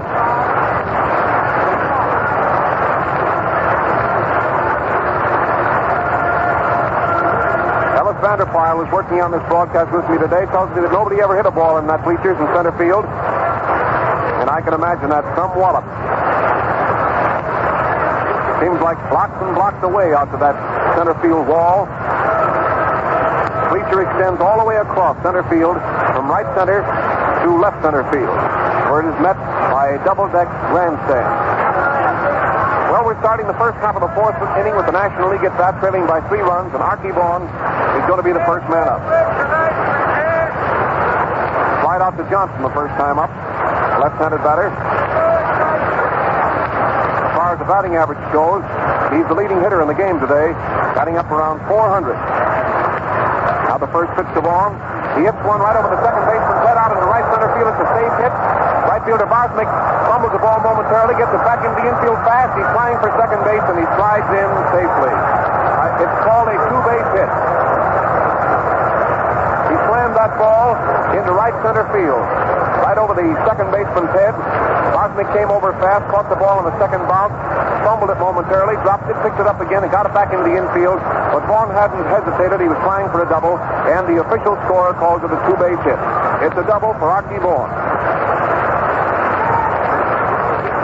Next man to come up is Mellott. First pitch is inside for a ball. Hot bounce stop to Cronin the first time up. And on second and nobody out, here's the next pitch. He hits a high infield fly just to the left of the plate. Robbie Hensley is going down the third base line. He's under it, and he has it. He caught the ball in fair territory, midway between the plate and third base, and about a foot inside the third base line for the first out. It was a high infield fly caught by Hensley for the first out. 1 gone. Now the next man to come up is Medwick, the left fielder. He struck out the first time up. Right-handed batter. Gomez is getting his sign. First pitch he swings at right around his knees and misses for a strike. Strike 1. The American League infield is playing back. Carey, Gehringer, Cronin, Fox. Here's the next pitch. He fouls it directly back into the screen. It's 2 strikes now for Medwick. His batting average to date this year is 362. Right-hand hitter and a great hitter. Gomez is looking down at Wally Hensley, getting his sign, draws his arms up in front of him, run around second, taking a long lead off. A slow ball comes in a little bit close at the shoulder, and Medwick backs away. Joe Cronin, the shortstop of the American League, is cutting things up out there, talking it up. Here's the next pitch to Medwick, and he hits a high foul, which is coming back. The catcher's coming back, but I don't think he can get to it. He's going back, but he can't. It goes into the crowd, and the count is ball one and strike two. Ormsby gives Wally Hensley a new baseball, and he throws it out to Gomez, who proceeds to rough it up. Get some of the old shine off it so the pitcher can get a firmer grip on the ball. The All-Star game from Cleveland, Ohio. The American League leading by a score of 3-0 in the first half of the fourth. The National League has a man on second. Medwick jumped away from a curved ball that goes into the dirt, in close, and the count is 2-2. Ball 2 and strike 2. Gomez has handled all the pitching for the American League. The National League has used 2 pitchers so far, Walker and Schumacher. Next pitch is a slow ball. It's outside. Makes it ball 3 and strike 2. Crowd roars with that slow ball. Came in so slow you could almost read the old trademark. There's a ball that's outside, a fastball, and it's ball 4, and it puts National League runners on first and second. Medwick draws a pass. Next man to come up is Bill Carey, the first baseman. He's a left-handed hitter.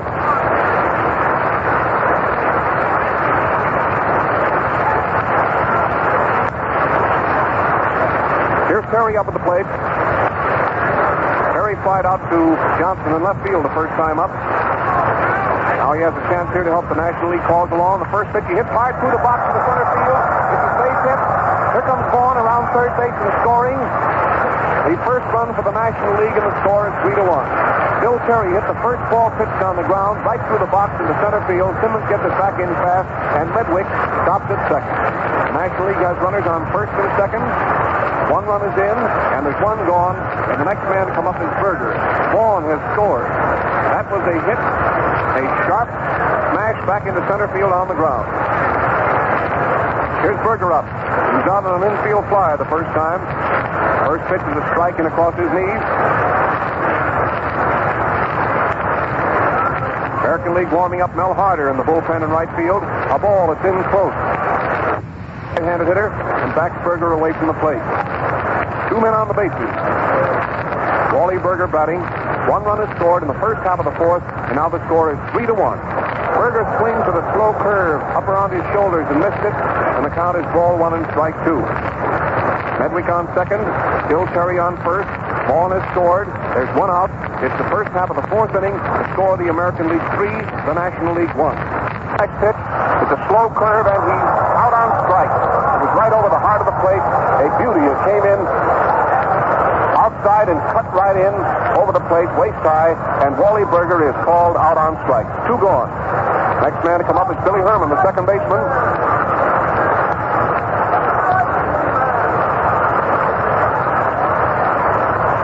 Billy bounced out the first time up. He's thrown out by the pitcher. First pitch is outside, knee high for a ball. Ball 1 to Billy. National League has scored here in the first half of the fourth on Bill Carey's sharp hit to center field. Next pitch to Billy is in low and close. Backs him away from the plate, and it's ball 2 for Herman. A man on first and a man on second. Ball 2 is the call on Billy Herman.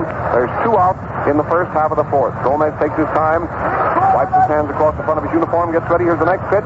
Billy hits a high fly into left field. Johnson is under it and should get it. He's moving in just a few feet. He's camping under it, and he has it, retiring the side. 2 men are left on the bases. The National League made 1 run and 2 hits. 1 run and 2 hits. Billy Herman flied out to Johnson in left field, and 2 men are left down the bases. Now we're going into the last half of the fourth inning of this All-Star game. The American League leading the National League by a score of 3-1. Hal Schumacher's out there on the mound. Hell out going into right field. Burger to center field. Medwick to left field. Pepper Martin third. Vaughan at short. Billy Herman at second, and Carey at first. We keep repeating the lineups of both teams every once in a while for the benefit of all of those of you who may be tuning in late, so that you can get right up to just what's happening out here at Cleveland in the All-Star game and know just who's who on both sides. The American League is leading 3-1. The game is going into the last half of the fourth inning, and Jimmy Fox, who plays third base for the American League team, is the first man up. His first appearance at bat today, he drove a home run over Medwick's head, scoring Gehrig ahead of him for the first two American League runs. Here he is up at the plate now, facing Schumacher. That homer was hit off of Walker. Now to wind up on the first pitch, Fox swings hard and misses. Boy, he went around on that one, trying to give it a ride. Jimmy Fox, powerhouse of the Philadelphia Athletics. Here's the wind-up on the next pitch. It's a fastball over the outside corner at the knee. It's called strike two. Schumacher of the National League is just blazing him in out there now. Nobody on the bases. Nobody out in the last half of the fourth. Here's the next pitch to Fox. He started to swing, but he pulled his bat, and the ball broke outside at the knee, and it's called a ball. Fox started to go after that fastball, but it broke outside, and the count is 1-2. Billy Herman is playing way back on the grass at second base for Fox. Here's the next pitch, and it's in low and in close, almost into the dirt. Makes it ball 2 and strike 2 for Jimmy. The third base is playing over pretty close to the foul line. The outfield is shifted pretty far around to the left with Medwick playing real deep. Here's the next pitch. Fox takes one right down the middle, and he's out on strike. It was a fastball right over the heart of the plate. Fox is out on strike. National Leaguers take it around the infield from third to short to second to first, and back to the pitcher. Now the next man to come up, a right-handed hitter, is Bob Johnson, the left fielder. He flied out to Mellot the first time up. He's batting now in the last half of the fourth inning with one gone. Here's the pitch to Bob, and he swings hard and fouls the ball back into the screen. Strike one. Still cloudy out here, but it's clearing up nicely. Not warm, not too cool. It's very pleasant. Bill Carey came over to the edge of the grass, say something to Schumacher. Now he goes back to his position at first. Count is strike one on Johnson. Here's the next pitch. He hits a long foul way back there to the right and up into the upper deck, back of first base, and it's strike two. Johnson is a right-handed hitter.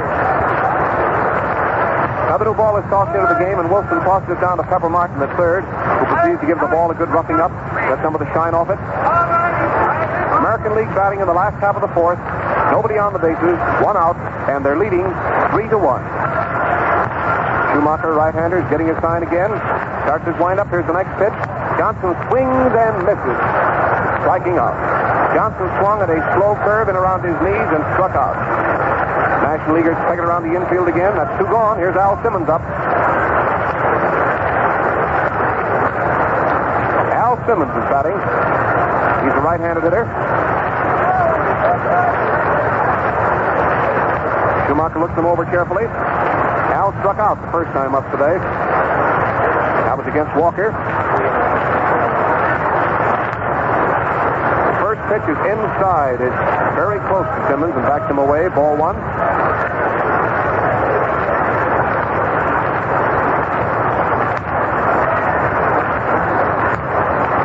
Here comes the next pitch to Simmons, and he hits a foul ball back of the plate. It's ball one and strike one for Al. Jimmy Wilson picks the ball up, looks it over. The umpire says it's okay, and Wilson takes it back to Hal Schumacher.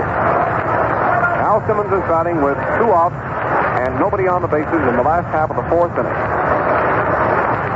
Here's the windup in the next pitch, a fastball, and Al swings hard and misses. Gee, he certainly did burn that one in there.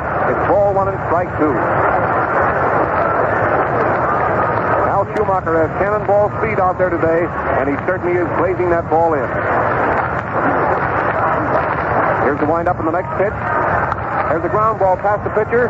Shortstop and third base, and both after it. Pepper Martin gets the ball over to first base, throws the ball away.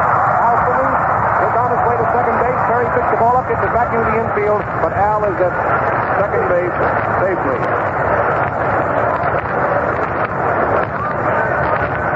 It's a hit and an error. A hit and an error.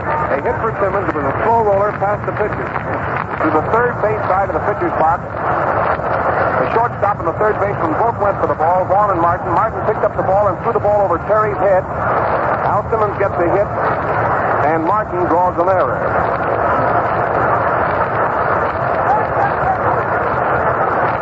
It's an error for Pepper Martin. That's the first error of the ball game. It puts Hal Simmons on second base, and the next man to come up is the catcher, Robbie Hensley.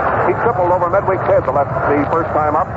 Now he's batting with two gone, and Hal Simmons on second. Hal Schumacher takes a look around and sees that everybody's in place. Hensley batting. First pitch to Raleigh is too high. It's the ball. Ball one. Left fielder of the National League, Medwick, moves over, playing over close to the foul line. Burger in center field is playing in left center, and Mellott in right field is playing in right fielder's regular position. Here's the next pitch. He swings and hits one right in front of the plate.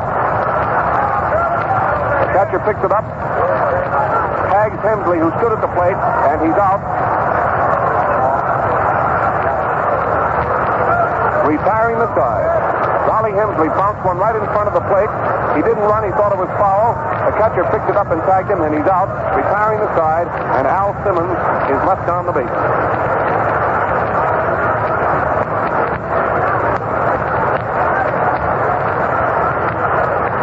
Well, that's the end of the fourth inning. Now the game is going into the first half of the fifth inning. Wally Hensley thought that ball was foul. Wilson picked it up right in front of the plate and tagged him. And the umpire says you're out, and Hal Simmons is left on the base. At the end of the fourth inning, the score of the All-Star game at Cleveland, Ohio, is the American League 3, the National League 1. Peach of a ball game out here today, and it's still anybody's ball game with anything likely to happen at any time because of the great hitters on both sides.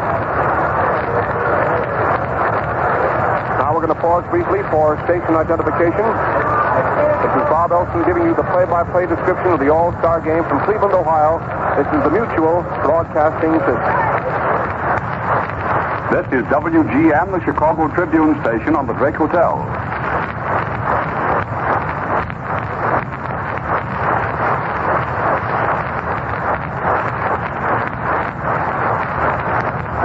Now we're going into the first half of the fifth inning. Gomez out there on the mound. Left-hander. Out there at the right field bullpen. Mel Harder's warming up.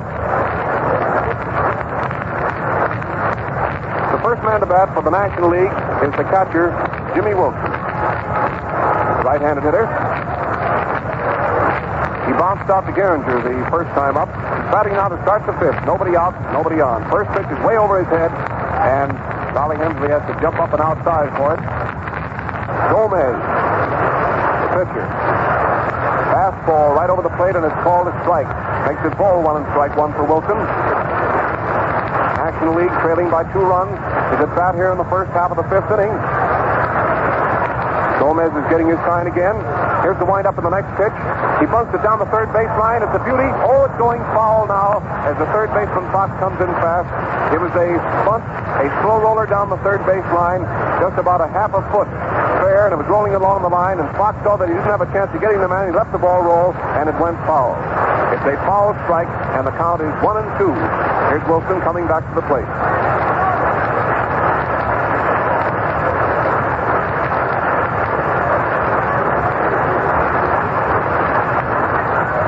Now Gomez is waiting for Wilson to get back to the plate. He's up in there now, a right-handed hitter. Gomez has pitched all the way to the American League. The National League has used Walker and Schumacher. Here's the pitch, and he hits a long fly back into left center field. Johnson is going back. He's over. He's under it, and he has the ball for the first out. Wilson slammed a long fly ball into left center field. Bob Johnson went over fast, got under it, and pulled it down for the first out. One gone.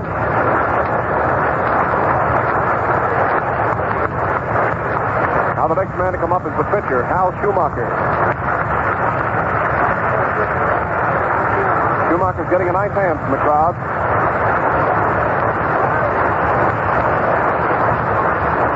Pitch, he swings hard and misses for a strike. Strike 1. Right-handed hitter up at the plate. Here comes the next pitch to Schumacher. It's a curveball inside. He started to go for it, but stopped, and it's a ball. Broke in very low. Ball 1 and strike 1. This is the third annual All-Star Game being played this year in the great stadium at Cleveland, Ohio. A fastball right over the plate, and Schumacher took a big swing and missed it. It's ball one and strike two now for Hal. Gomez moves his left foot across the rubber out there. Now he starts his wind up again. Here's the next pitch. The curve ball. He hits it hard. Down on the ground to Cronin. Big bounce. Gets it over to first base, and he's out. Cronin to Gehrig. Ball took a big bounce. Cronin came up with it and threw him out on a nice play. Two gone.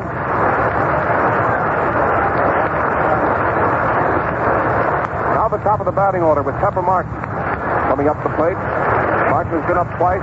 He singled to left field the first time, and the second time he struck out.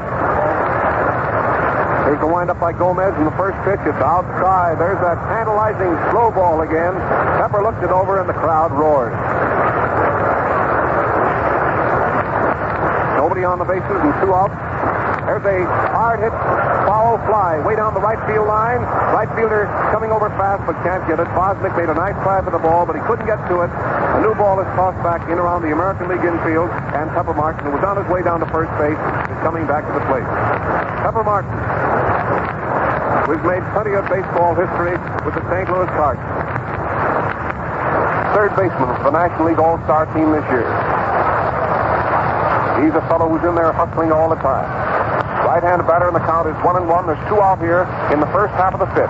American League leading 3-1. Fastball up around his neck. Pepper swung hard and fell down, and it's ball one and strike two. 1-2 now for Pepper Martin. American Leaguers talking up out there in the infield. Here comes the windup in the next pitch. It's outside and high for a ball. Makes it 2-2 for Pepper. Next man to come up will be Arkey Vaughan. He's kneeling off here to the left, a little bit to the left of the plate. Here comes the windup in the next pitch. It's a fastball low for a ball. Ball one. The American League has the dugout behind first base, and the National League has the dugout behind third. Ball three and strike two is the count. Here's the next pitch. He swings hard and he missed it, striking out. Pepper Martin swung at a fastball shoulder high, and he struck out for the second time. At the end of the first half of the fifth inning, 3 up and 3 down, no runs, no hits, and no errors.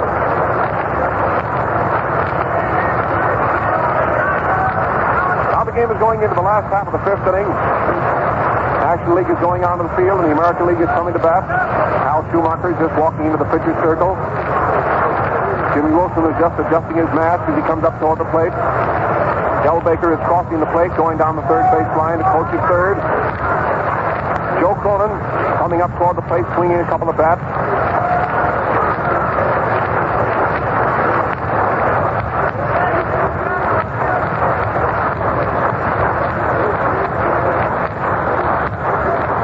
We're starting the last half of the fifth inning of the All-Star game at Cleveland with the score, American League 3, the National League 1. American League scored 2 in the first and 1 in the second. National League scored 1 in the fourth. There's a conference over in the American League dugout now.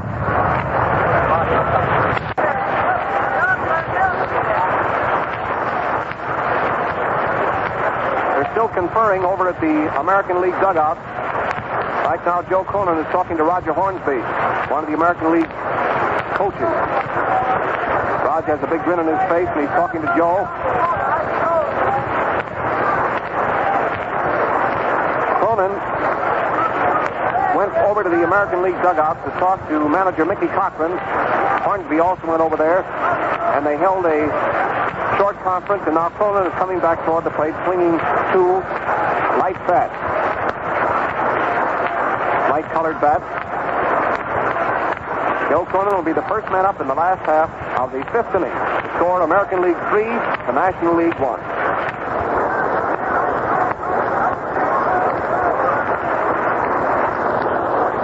Now there's a slight delay here. 2 of the umpires have disappeared.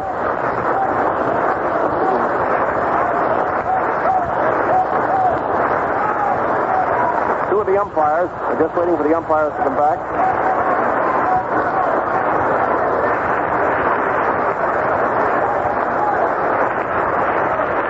Schumacher's out there on the mound, whipping over a few to the catcher. Joe Cronin is standing off there to the left side of the plate. We're starting the last half of the fifth. So far, the American League total in the first inning, 2 runs and 1 hit. In the second inning, 1 run and 1 hit.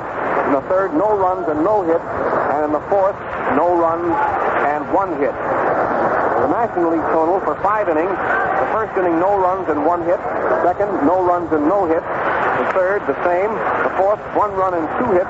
And the fifth, no runs and no hits. For the National League, Pepper Martin has made 1 hit. Bill Carey has made 1. And Arkey Vaughan has made 1. They have a total so far of 3 hits. For the American League, Jimmy Fox has made 1, a home run. Hal Simmons has made 1. And Wally Hensley has made 1, a 3-bagger. A long smash over the left fielder's head.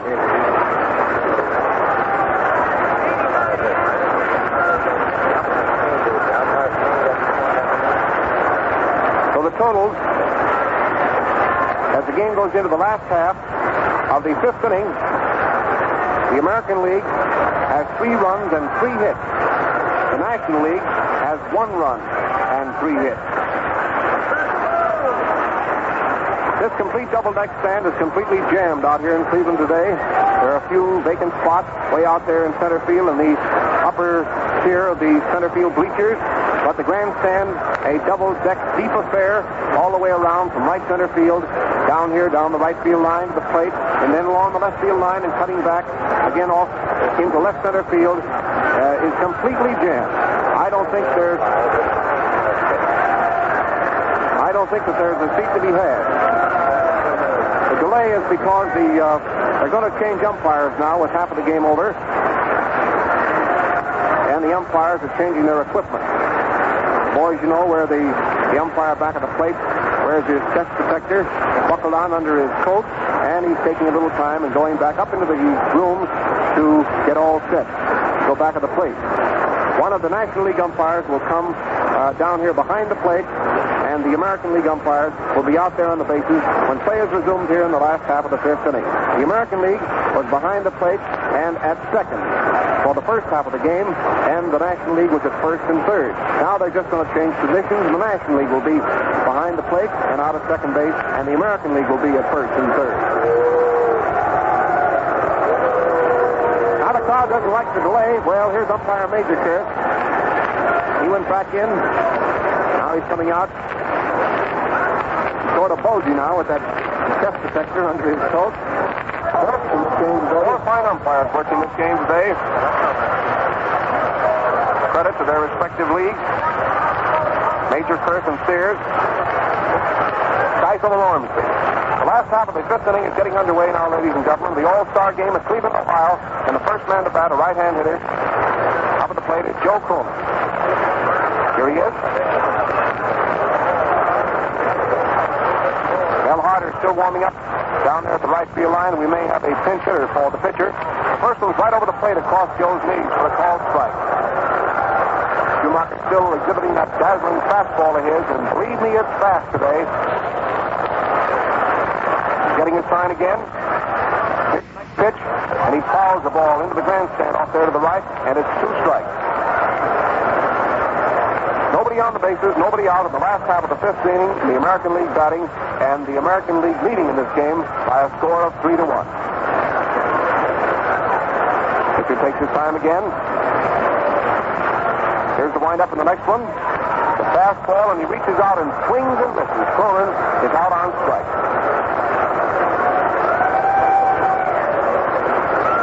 Now the next man to come up, Gomez is coming up to bat for himself.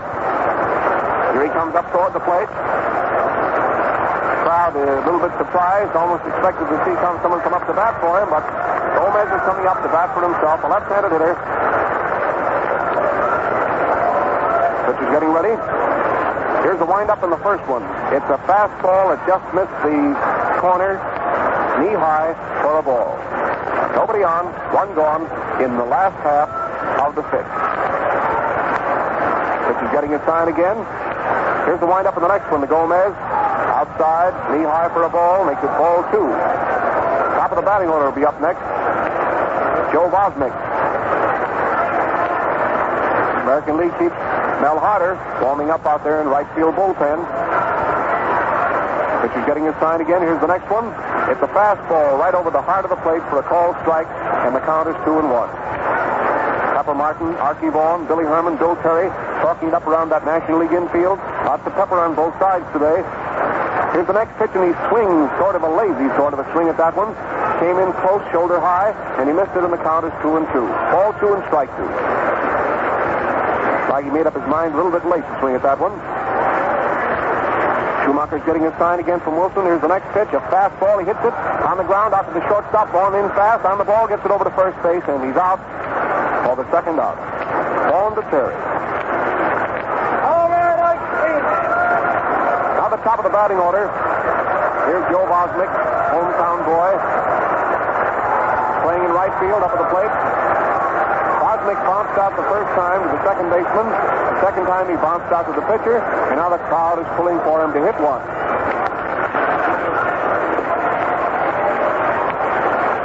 Schumacher looks him over carefully. The score is 3-1 in favor of the American League in the last half of the fifth. Fastball right over the outside corner, knee high. The call strike on Joe. Del Baker coaching at third. Rogers Hornsby over at first. Schumacher starting his windup again. Here's the next pitch. It's outside and low. A ball, and the count is 1-1 for Joe. He wears number 6 on the back of his white uniform.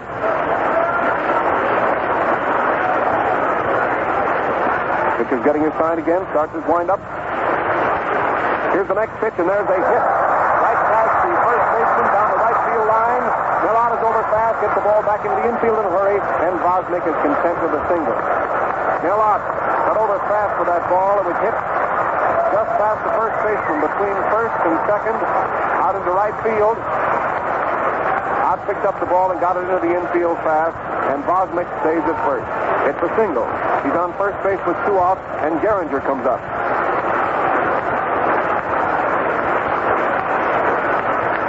Left-handed batter. First pitch is right over the plate for a called strike. Gehringer walked the first time and bounced out the second time. He's batting for the third time now with a teammate on first base and 2 gone in the last half of the fifth. Bosmick increasing his lead. Schumacher watches him over, throws the ball over to first base, and he's back on the bag in a hurry.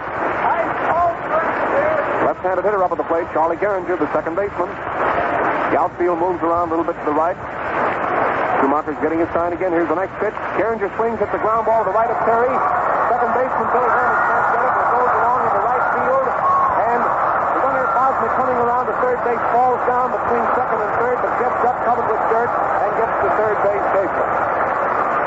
It's called a hit. It was a hit by Gehringer. A ball that just hugged the ground, hit pretty hard between first and second. Bill Carey couldn't reach it, and Billy Herman came over fast, running toward first base back on the grass, made a great try for the ball, but he couldn't stop it, and the American League has runners on first and third. Runners on first and third with 2 gone, and the next man to come up is Columbia Lou Gehrig. Here's Gehrig up, a left-handed batter. He hit into a force play the first time, and the second time he bounced out to Billy Herman. He's batting now with 2 gone in the last half of the fifth inning, and runners on first and third.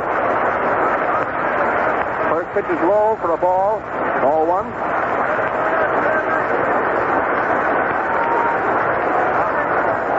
Great crowd seeing a great game out here today in Cleveland. Pitcher's getting his sign. Draws his arms up in front of him. Here comes the next pitch to Gehrig. It's a fastball low into the dirt. Wilson went down to stop that one. It's ball 2 now for Lou. Hal Schumacher is the second pitcher for the National League. Walker started. Gomez has pitched all the way for the American League. Again, the pitcher's getting his sign. Keeps an eye on the runners on first and third. Here's the next pitch to Gehrig, and Gehrig swings and misses. Gives a curveball in close at the knee, and the count is ball 2 and strike 1. National Leaguers out there in the infield talk it up. Shout words of encouragement to Schumacher. The American League has runners on first and third with 2 gone. Here's the next pitch to Gehrig. Fastball, it's low for a third ball, and the count is 3-1. Next man to come up will be Jimmy Fox.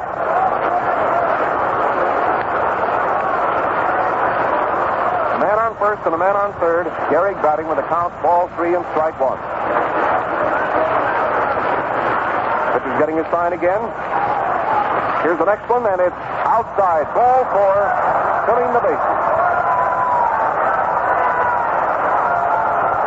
Gehrig gets a pass, filling the bases, and it brings up Jimmy Fox. Getting a big hand from the crowd. Fox hit a home run the first time. The second time he struck out. The right-handed hitter. He's up in the batter's box now with American League runners on first, second, and third. 3 men on the bases. 2 out.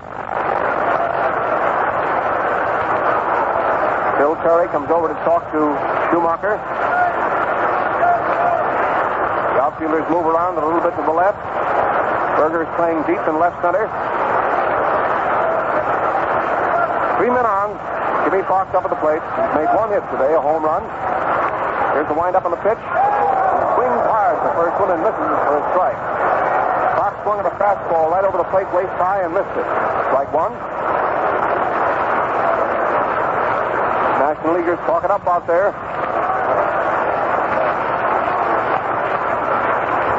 Here's the next pitch. It's a fastball right across his knees. A beauty. It's strike 2.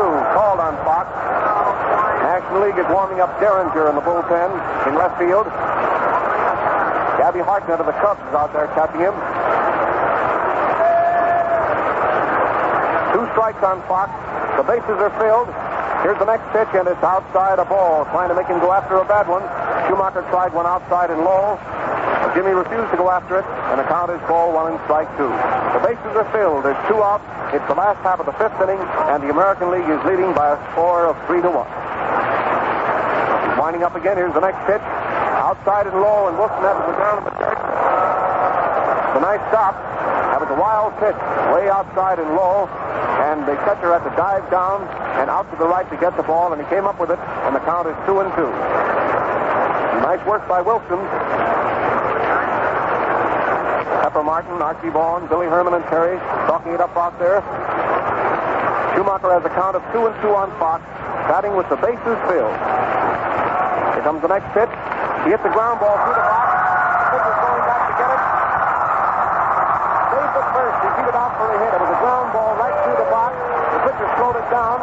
Pepper Martin came running over to pick up the ball, but by the time he got to it, he wasn't able to make a play any place, and it's a hit. It scores a run, and the American League is leading 4-1. That was a hard smash on the ground, right back at Schumacher. It just seemed to sort of handcuff him, and the ball got away. It rolled a few feet behind him. Pepper Martin came over fast to pick up the ball, but it was too late to make a play. The bases are still filled, and a run scored.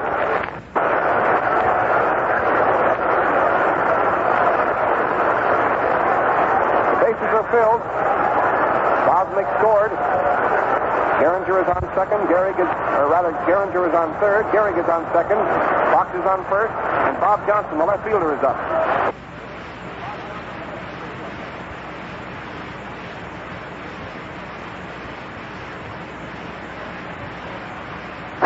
First pitch is right over the plate for a called strike. Strike 1. Johnson has been up twice. He tried out the first time, and the second time he struck out. 3 men on the bases. Next pitch is in low and outside for a ball. Ball 1 and strike 1. American League batting in the last half of the 5th. 2 gone and 1 run in, and they're leading now by a score of 4-1. Here's the next pitch. Outside, just a little bit outside of the knee, makes it ball 2 and strike 1 for Johnson. He's the left fielder of the American League team. National Leaguers are warming up Derringer, the great pitcher of the Cincinnati Reds. Down there along the left field line. 3 men on. Schumacher's taking his time, getting ready out there again. Here's the next pitch to Johnson, and it's a fastball over the outside corner, waist high for a called strike, and the count is 2-2.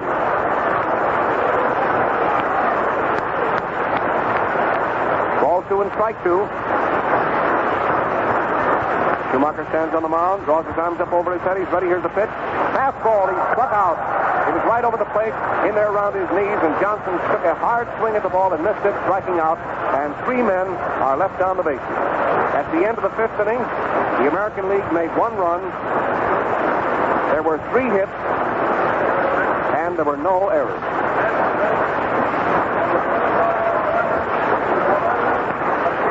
The hits that inning were by Bosmick, by Gehringer, and by Fox. There was also a pass in that inning to Carey. All the action that time was after 2 outs. At the end of the 5th inning, and now we're going into the first half of the 6th inning of this All-Star game at Cleveland, Ohio. Being played before one of the greatest crowds ever to see a ball game of over 80,000 people. The American League is leading the National League by a score of 4-1 as the game goes into the first half of the 6th. Here's Arkey Vaughan, the great shortstop of the National League, coming up to the plate. He's made 1 hit today and 2 times at bat.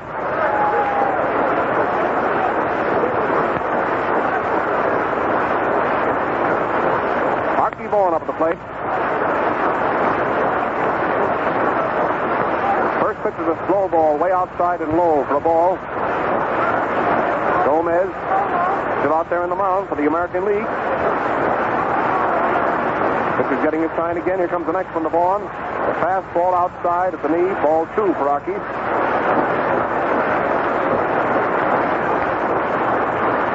Gomez is starting his windup. Here's the next pitch. The fastball inside and back Vaughan away from the plate. It's ball 3. One of the greatest natural hitters in baseball today. Arkey Vaughan, the shortstop of the National League team, is up at the plate. Nobody on and nobody out. It's the first half of the 6th. Gomez is ready. Here's the next pitch. Ball 4. He threw that one away. Went back to the screen. Vaughan is on first base.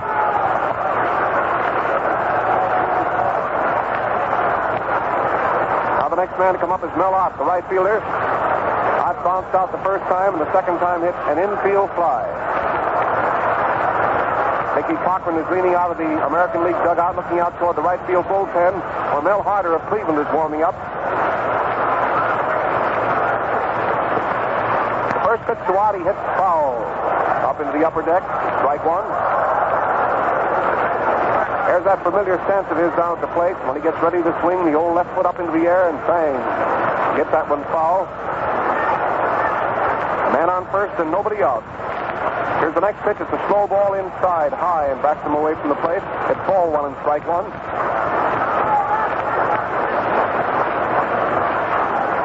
Pitcher's getting ready again. Here's the next one. He swings hard at the fastball inside and high, and it's ball 1 and strike 2.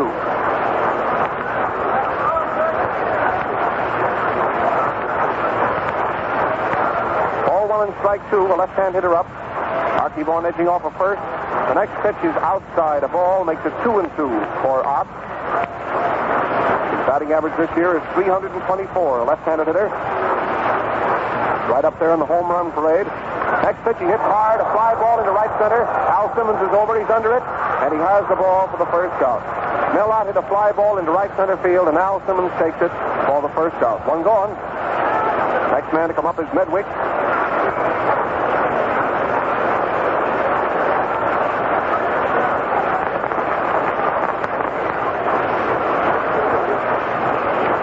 Medwick up at the plate, a right-handed batter. He struck out the first time and he walked the second time.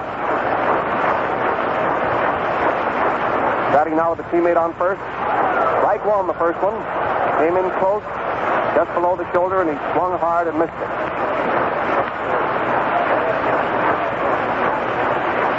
Gunner's edging off of first base. Here's the next pitch. Low and in close for a ball.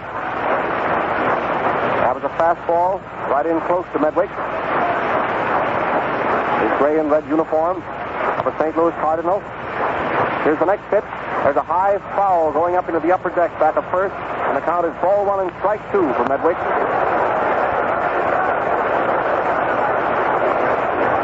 Man on first base, Arkey Vaughan, 1 gone in the first half of the 6th. The score, the American League 4, the National League 1. Next pitch comes in very close. Backs out of the way. Count of 2-2 on Medwick. The umpire, Major Thirst, wants to look over the ball. Calls to Gomez, who throws the ball into Major Thirst, and then he okays it and throws it back. A runner on first base in the count of 2-2 on Medwick. Pitcher's getting his sign again. Here's the next one. Inside, too close for a ball. Makes it ball 3. 3-2 now.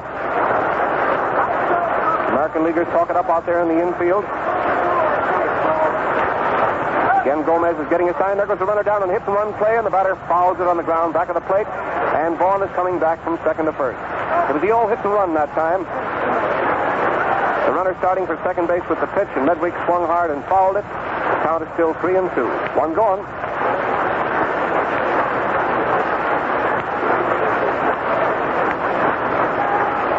Gomez looks down at the catcher, Wally Hensley, getting his sign.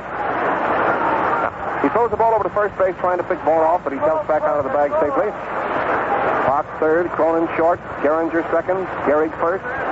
Here's the next pitch.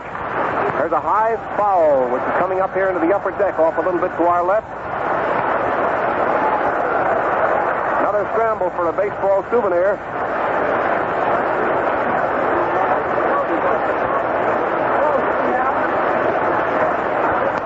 Vaughan, who was on his way to second, is again back at first.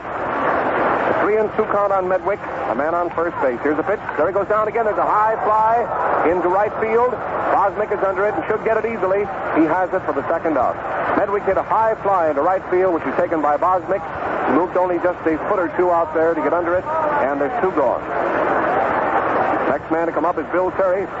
He's been up twice and has made 1 hit. Carey flied out to left field the first time. The second time, flashed a hit into center field to drive in a run. Here's the first pitch. A little bit outside at the waist for a ball. Ball 1. Gomez has pitched all the way for the American League. Walker and Schumacher have handled the pitching for the National. The American League is leading by a score of 4-1. The National League is at bat in the first half of the 6th. Next pitch is low. Inside for a ball. Makes it ball 2 for Bill. Next man to come up will be Wally Burger. This is getting ready again. Here's the next one.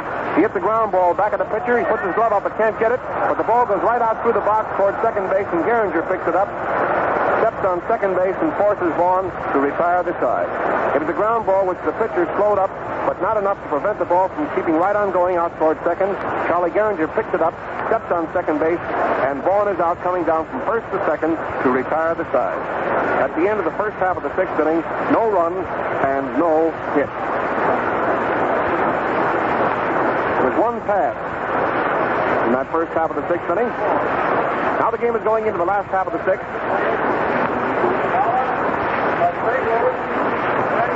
Rip Collins of St. Louis is going to play first base now in place of Bill Terry.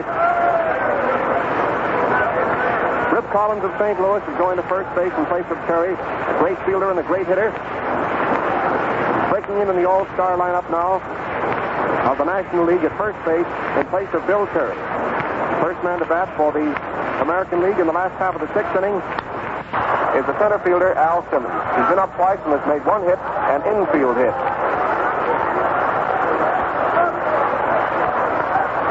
The American League 4, the National League 1, as we go into the last half of the 6th. Here's Hal Simmons up. Hal Schumacher gets ready. Here's the first pitch. Hal swung at a fastball up around his neck and missed it. Strike 1. Right-handed hitter. Schumacher's getting his sign again. Here's the next pitch to Simmons. It's a fastball right over the outside corner, waist high, and it's 2 strikes now for Hal. Nobody on and nobody out in the last half of the 6th. National Leaguers talk it up out there in the infield. Simmons takes one low and outside for a ball. Makes it ball 1 and strike 2 for Hal.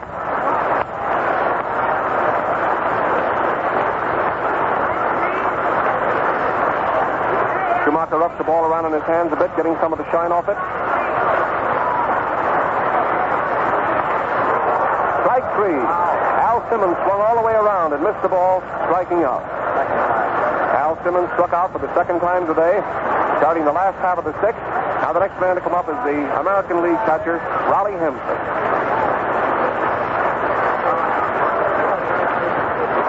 Wally Hensley's been up twice. He tripled the first time. Second time he struck out. Here's the first pitch. He hits a high fly just back of first base. Collins is backing up. He's under it, and he has it for the second out. Wally Hensley hit a high pop fly just back on the grass behind first base. Collins backed up.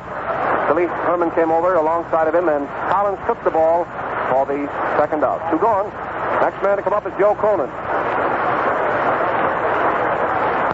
Cronin has been up twice. He flied out to center field the first time, and he struck out the second time. Schumacher getting ready to pitch to him. There's a hard hit ball way out into right center field. Bosmick, or rather Ott, is going over fast. He's under it, and he has the ball to retire the side.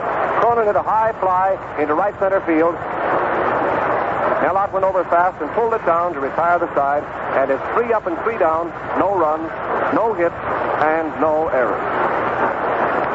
The score at the end of 6 innings in the All-Star game between the Stars of the National League and the Stars of the American League. This game being played in the huge Municipal Stadium at Cleveland, Ohio, is the American League 4, the National League 1. We pause now for station identification. This is the Mutual Broadcasting System. This is WGM, the Chicago Tribune station on the Drake Hotel.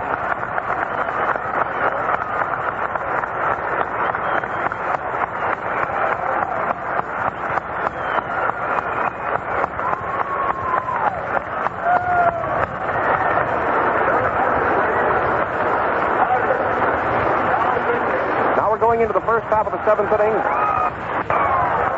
Mel Harder,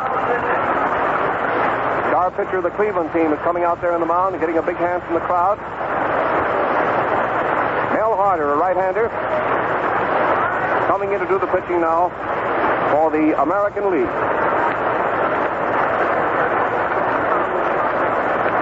Harder has won 12 games this year and has been defeated 4 times. He's a slender right-hander who stands about 6 feet tall. Gomez pitched 6 innings of baseball out here today. He allowed the National League 1 run, just 3 hits. He issued 2 passes, and he struck out 4 in 6 innings. Now Mel Harder is taking over the pitching duties for the American League as the National League comes to bat in the first half of the 7th inning with the American League leading 4-1. Joe Moore of New York is coming to bat. Great left fielder of the New York Giants is coming up now. Slim fellow and a great hitter. He's one of the unsung heroes of baseball. Plays bang-up baseball for the New York Giants out there every day. First pitch is right over. They call strike for Joe. Harder, a right-hander, is pitching. Joe is not the sensational type of player that's in the public eye so much, but he's a real, steady, first-rate performer. A great player. Here's the windup in the next pitch to Joe Moore. Inside and in close for a ball. Makes it 1-1. He's batting for Wally Burger in the first half of the 7th. Mel Harder is pitching.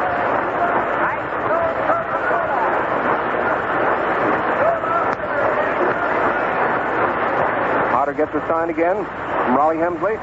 Next pitch, and Moore hits a fly ball into center field. Al Simmons is under it, waiting for it, and he has it for the first out. Moore hit a fly ball into center field, which is taken by Al Simmons for the first out. 1 gone. Next man to come up is the second baseman, Billy Herman. The outfield moves around now to the right for Billy. Number 2 in the back of his gray uniform. Here comes the windup on the first pitch to Bill. The ball hits his bat as he tried to back away, goes out to the pitcher, and he's an easy out. Harder to Gehrig. Billy Herman tried to back away from a pitch inside and high. The ball hit his bat and rolled out toward the pitcher, and Harder threw him out. Harder to Gehrig. 2 gone. Billy Herman was up 3 times today without a hit. Here's the catcher, Wilson, up now. He's been up twice, bounced out the first time, and slid out the second time. He's batting with 2 gone in the first half of the 7th inning. First pitch is a strike. Fastball right over the plate. Strike 1 is called. National League has made just 1 run and 3 hits so far in this game. Next pitch is low and outside for a ball. Makes it ball 1 and strike 1. Nobody on the bases and 2 gone in the first half of the 7th. Boys talk it up out there in the infield. Here's the windup in the next pitch. There's a fly ball down the right field line. I don't think anybody can get to it. It's dropping for a hit. Wilson is rounding first base on his way to second. Here's the throw from Bosmick, and he's safe at second. It's a two-base hit. Fly ball down the right field line and hit in short right field about 5 feet. Fair, just inside the right field foul line. Lou Gehrig, the first baseman, and the right fielder Vosmich chased the ball. Vosmich picked it up, got it back into the infield, and it's a two-base hit for Wilson. Somebody's coming out to bat for the pitcher. Paul Wainer, the great outfielder of the Pittsburgh Pirates, is coming up to the plate to bat for the pitcher. Paul Wainer, a left-handed hitter, and one of the greatest hitters in the National League.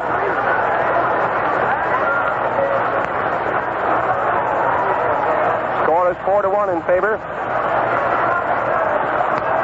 of the American League. National League is batting in the first half of the seventh. There's the announcement through the public address system. Paul Wainer batting for Schumacher. Here's a runner going out for Wilson. Whitehead of St. Louis, Burgess Whitehead, is going out to run for Wilson. Burgess Whitehead is running for Wilson. He's out on the bag. At second, he's been playing second base for the St. Louis Cardinals, you know, while Frankie Fish has been laid up with an injury. Here's the announcement now on Whitehead. There it is. Whitehead from St. Louis running for Wilson. A man on second, and 2 gone, and Paul Wainer up. Carter's getting his sign. First pitch to Paul is in low and close for a ball. Ball 1.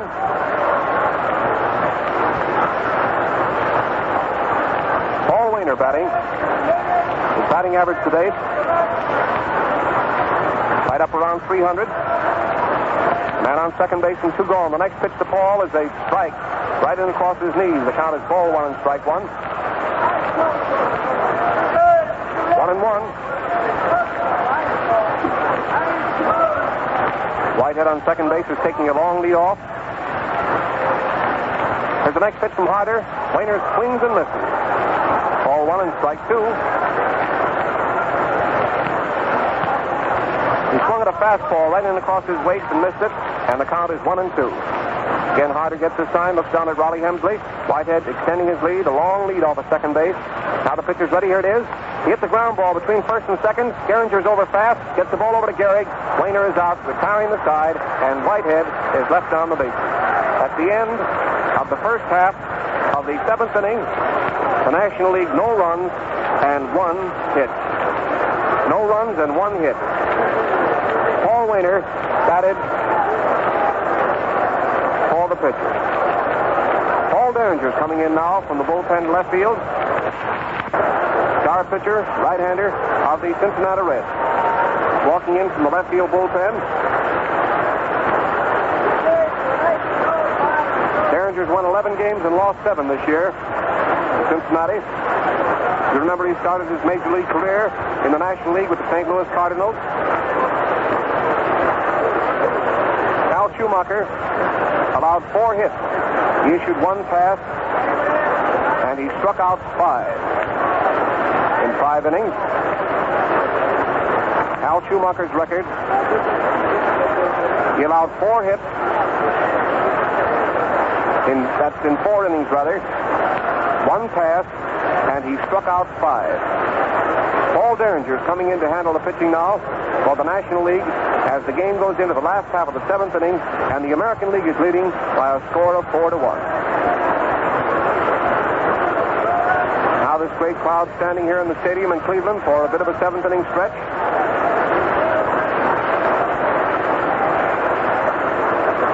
The National League is on the field, taking the ball around the infield. Rip Collins is playing first now. Billy Herman, you know, is at second. Arkey Vaughan is at short. Pepper Martin is at third.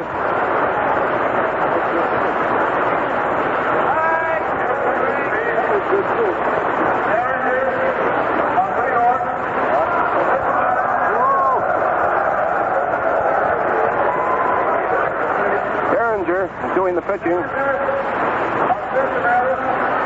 Crowd gave the announcer a bit of a Bronx cheer when he inadvertently said that the pitcher was from New York, Paul Derringer, but it's all in fun, and he corrects himself and says that he's from Cincinnati. Derringer, the right-hander, is doing the pitching. Gabby Hartnett, the great catcher of the Cubs, is back at the plate. Derringer and Hartnett is the new National League batter. Here's Harder up at the plate, batting right-handed. First pitch he swings at him, the fastball right up around his neck. Strike one. American League leading by a score of 4-1. The game is in the last half of the seventh inning. Harder is the first man up. There's nobody on and nobody out. Derringer's winding up again. Here comes the next pitch. It's a strike right across his knees over the outside corner, and it's called strike two. Derringer wipes his hands across the front of his uniform. Derringer's a tall fellow, stands about 6'2". He's winding up. Here's the next pitch to Harder, and he swings at a fastball and strikes out. Derringer struck out Harder to start the last half of the seventh. Here's Joe Bosmick. He's been up 3 times and has made 1 hit. Single to right the last time up. Bosmick batting. He's the regular left fielder for the Cleveland Club, batting .342 this year. Derringer's ready to pitch to him, the first one, and it's a strike shoulder high over the outside corner. Strike one is called. Arkey Vaughan, the shortstop, and Billy Herman, the second baseman, playing back for this fellow. He hits that ball hard. Next pitch, a fastball a little bit outside, and it's ball one and strike one. Gabby Hartnett is catching, and Derringer is pitching. Out in the last half of the seventh. Paul gets a sign again from Gabby. Here comes the windup in the next pitch. He fouls it right over near the American League dugout. Hits in the front of the railing, and several of the customers in the front row lean over, try to pick up the ball, and 2 of them lose their straw hats. The crowd gets a laugh.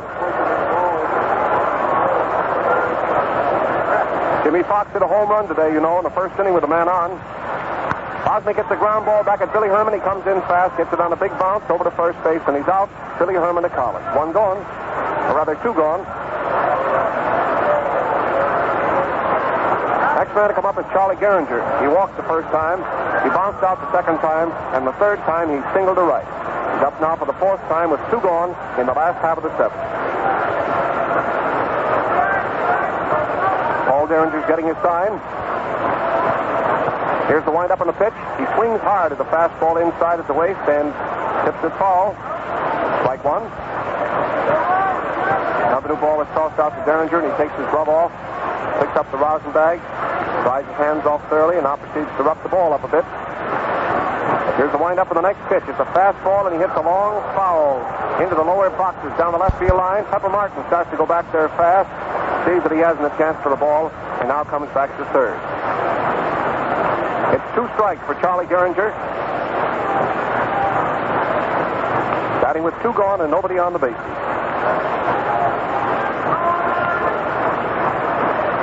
This is getting a sign again. There's the windup, and here's the next pitch. It's a fastball, and he hits it right up this way. Just stopped here below us. It's 2 strikes. Well, I almost had a souvenir myself if I'd come just a little bit closer.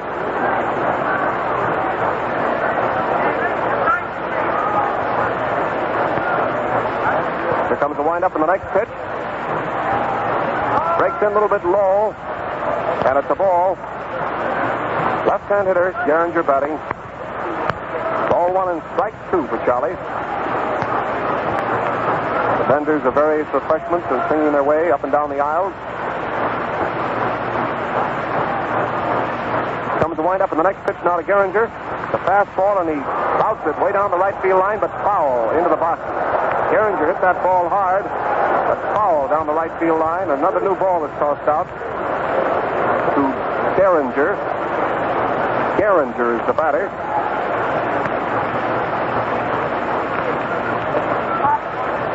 Paul Derringer's getting his sign again. Here comes the windup in the next pitch.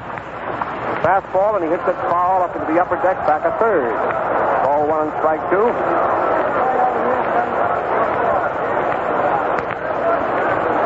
One of the boys down there in the field brings a new supply of baseballs up to umpire Major Kirk, filling the pockets of his blue serge suit now. 1-2 is the count on Charlie. Here's the windup again in the next pitch. ball, and he fouls it. Back of the plate, into the screen this time, and the count is still 1-2. Nobody on the bases, 2 gone. The last half of the 7th inning. The American League leading by a score of 4-1. The All-Star game being played in Cleveland, Ohio, here on the shores of Lake Erie, in this giant stadium. Here's the windup in the next pitch. A slow ball, and Gehringer hits it high into the air. The first baseman, it was a liner, jumped up and tried to get it, but he couldn't. It rolled past him into right field, and Gehringer is at second base. It was a liner right over the first baseman's head. Collins reached into the air, touched the ball with his glove, and slowed it down a bit. It rolled out into right field, and it's a 2-base hit. Gehringer kept right on going to second base. Collins slowed the ball up so much that he had to chase it and get the ball. He got it before Mellott got in. But the man on second base with 2 out now, and the next man to come up is Lou Gehrig. That's the second hit for Gehringer today.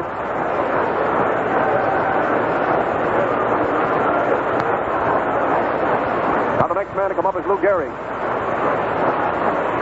Man on second and 2 gone. First pitch is a strike called. Jimmy Fox and Gehringer have each made 2 hits today. Paul Derringer's getting his sign. Here's the next one to Gehrig. Inside, a little bit close. Ball 1 and strike 1. 1-1. National League team talked it up out there in the infield. The American League is leading by a score of 4-1. Paul Derringer's getting his sign again. Here's the next pitch to Gehrig. Fastball inside and back slow away from the plate to keep from being hit. And the count is ball 2 and strike 1. Wally Gehringer out on second. Gehringer gets the sign again. Here's the next pitch to Gehrig. And he hits a long fly way back into right center field. The center fielder Moore is going back fast, and he grabs the ball to retire the side. Lou Gehrig slammed one way out into right center field, and Moore, who you remember batted for Burger last inning and then went into center field, goes back very fast and pulls the ball down to retire the side. 1 man is left on the bases, no runs, and 1 hit.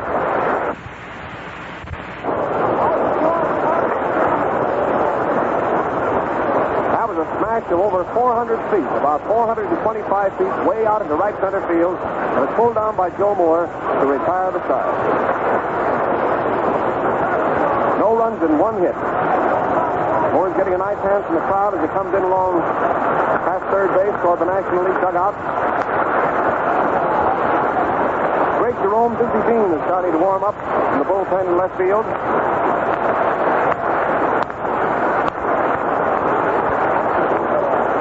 Well, we're going into the first half of the 8th inning, and the first man to bat for the National League is Pepper Martin. Dean is getting a big hand from the crowd out there along the left field foul line. Dizzy Dean, famous pitcher of the St. Louis Cardinals, getting a big hand from the crowd.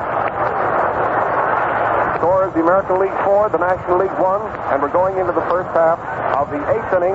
Mel Harder is pitching for the American League, and Pepper Martin, the third baseman, is going to be the first man up.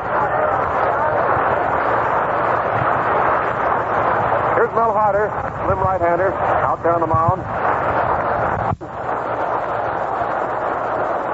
Dizzy Dean was warming up, standing over the left field foul line in fair territory, and umpire Ormsby motions to him to get over the line back into foul territory and off the playing field proper. He's ready to Pepper. He's made 1 hit today, and the first pitch is a strike right over the plate. It's called. Martin singled the first time up and then struck out the next 2 times at bat. Charlie Dresden is coaching down here at third. Charlie Grimm of the Cubs is over at first. Here's the windup in the next pitch to Pepper. He hits the ground ball out toward the shortstop. Joe Cronin's in fast on the ball, gets it over to first base, and he's out at first base on a close play. And boy, how he can run. Joe Cronin to Gehrig, and Martin is out at first. Now the next man to come up is the shortstop, Arkey Vaughan.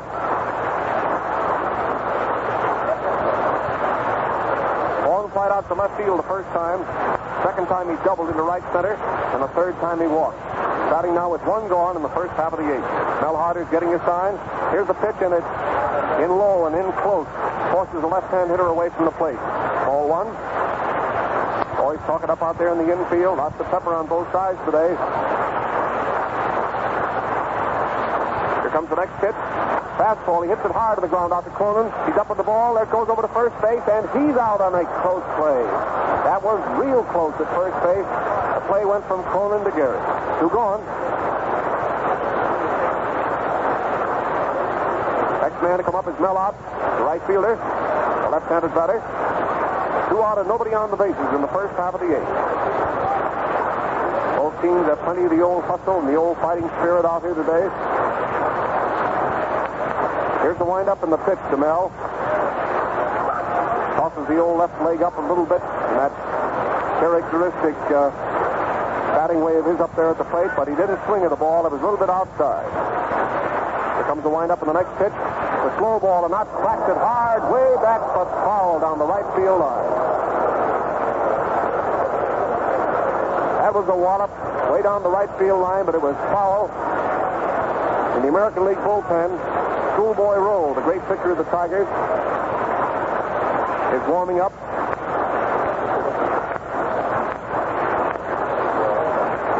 Schoolboy Rowe and Lefty Grove are warming up in the bullpen. In the National League bullpen, Dizzy Dean is warming up.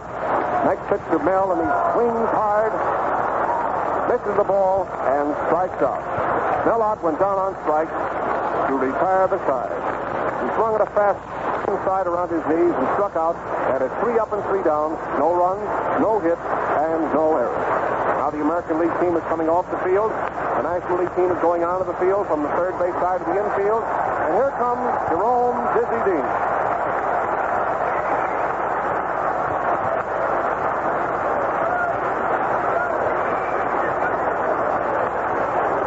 The game is going into the last half of the 8th inning, ladies and gentlemen, at Cleveland, Ohio. And Jerome Dizzy Dean is coming into pitch now for the National League All-Stars. Derringer pitched 1 inning. He allowed 1 hit, and he struck out 1. Paul Derringer pitched just 1 inning, and now Dizzy Dean is coming in from the bullpen in left field. We're going to pause now for station identification. This is the Mutual Broadcasting System.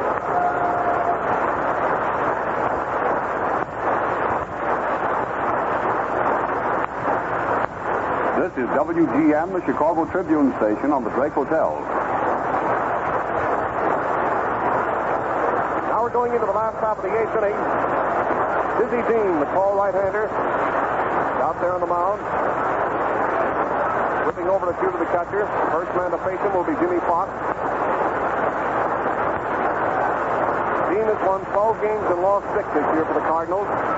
He's one of the most colorful figures in baseball today.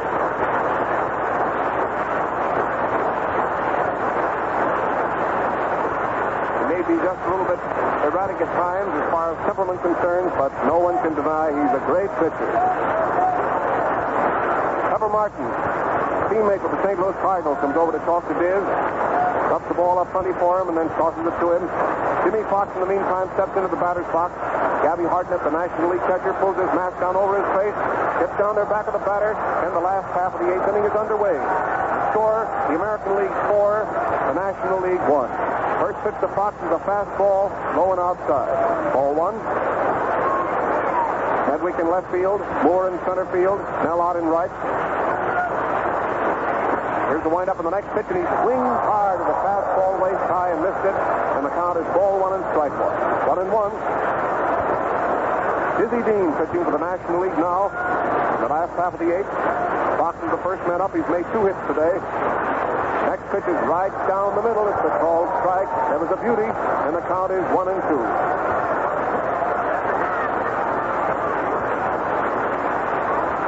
Here's the next pitch. Outside for a ball. Fox hit a home run the first time up. He struck out the second time, and the third time he singled off the pitcher's glove. Ball 2 and strike 2 for Fox. His is winding up again. Here's the next pitch. A fastball. It's high and outside. And it's ball 3 now. 3-2 for Fox.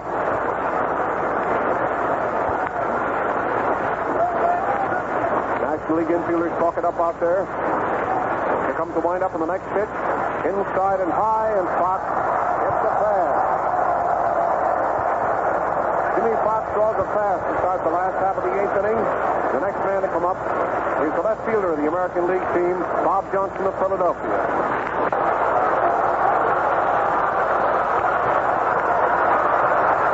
he is up at the plate. Right-handed batter. A man on first, nobody out in the last half of the 8th inning, and a right-hand hitter up at the plate. First pitch inside, a little bit close there for a ball. Ball 1. Del Baker coaching at third for the American League, and Rogers Hornsby at first. Talking it up, pacing up and down in the boxes there. Here's the next pitch. Inside and low for a ball. Makes it ball 2. 2-0 now is the count for Johnson, batting with Fox on first. Dean gets his sign again. Here's the next pitch. It's a ball inside and high, and the count is 3-0. Rip Collins, the first baseman, comes over to talk to Diz. Gabby Hartnett walks out in front of the plate, rubs the ball up in his hands, and says something to the pitcher. Collins is over now, standing in the pitcher's circle, talking to Dean. Says he has his glove off, and he rubs the ball around in his hands a bit. There's Collins going back to first. Fox is on first, remember. There's nobody out. It's the last half of the 8th. Johnson is up, and the American League is leading 4-1. Here's the pitch. A strike over the inside corner, right above his knees, and the count is ball 3 and strike 1. Johnson steps out of the batter's box, dries his hands off carefully. Now he's getting ready again. There's a foul ball on the ground down the right field line. Ball 3 and strike 2. One of the fans jumped over the railing and got out of the field, grabbed that foul ball, and then over the railing into the box seat. He wanted the souvenir of this great game, and he has it now. Pitcher's getting his sign again. He turns and throws the ball over to first base, trying to pick the runner off, but he's back in the bag safely. Ball 3 and strike 2.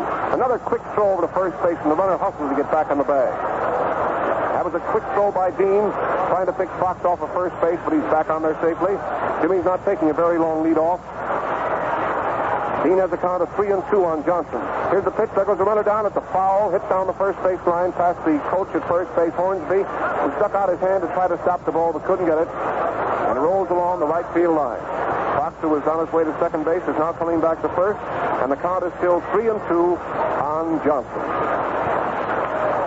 The American League gets that in the last half of the 8th.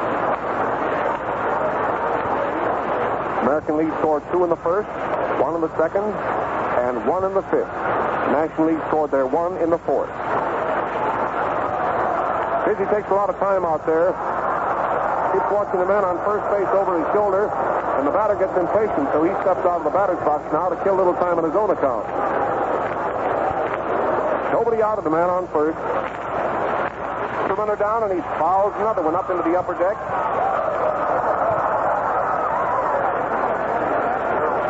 Well, a lady caught that one. She gets a nice hand from the crowd up here.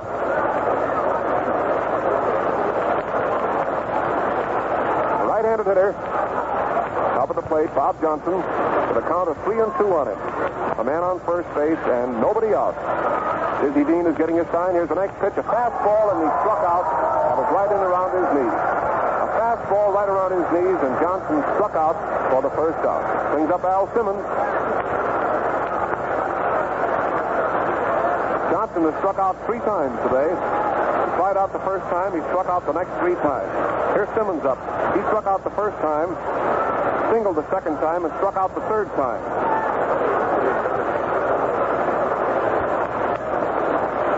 Man on first with 1 out, and Hal Simmons up at the plate. He's made 1 hit.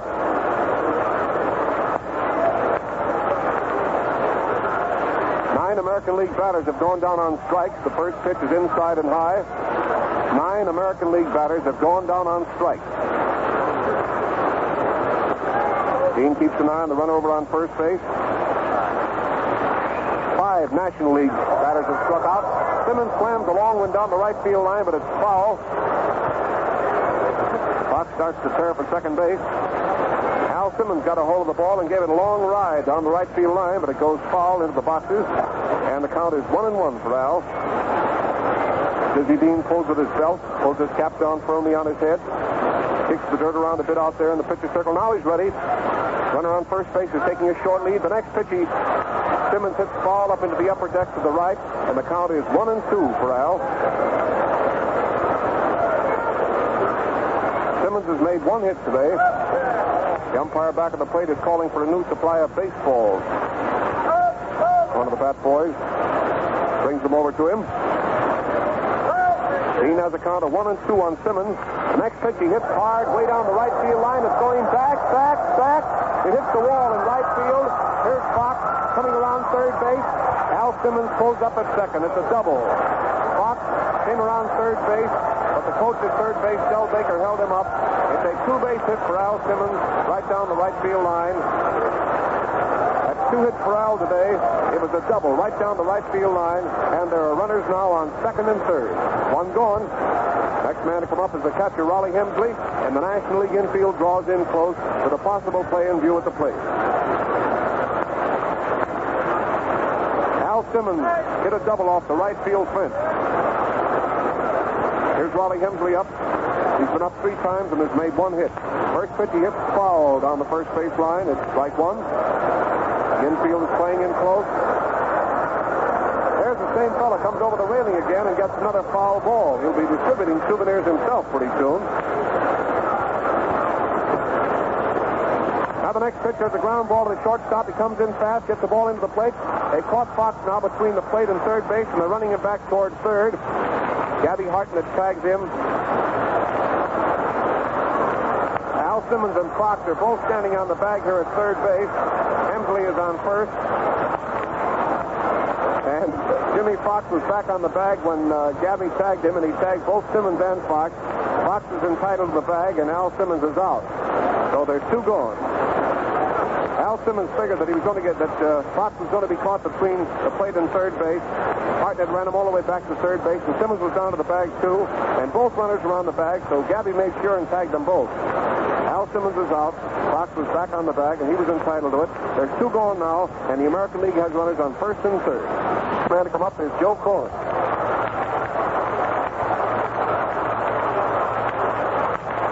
Score that is the fielder's choice for the batter, for Wally Hensley, who's on first. There's a foul, a long smash way back up into the upper deck.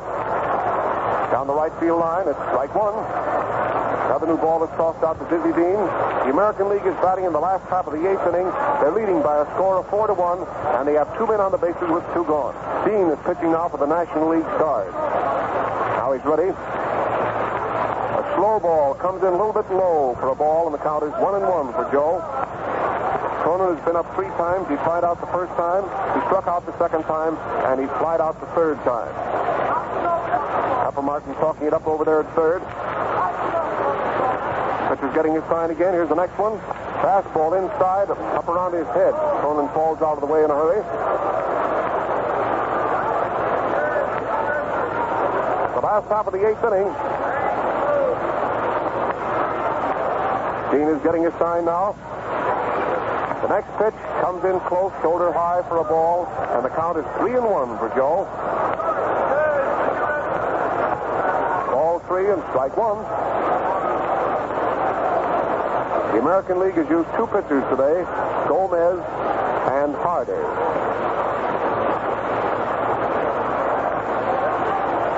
Now the pitcher gets ready. Here's the next one. Cronin swings hard and fouls the ball off of Gabby's man. The count is 3-2. That was a fastball right down the middle. Cronin swung hard and fouled the ball off of Hartnett's mask. The umpire throws another new ball into play.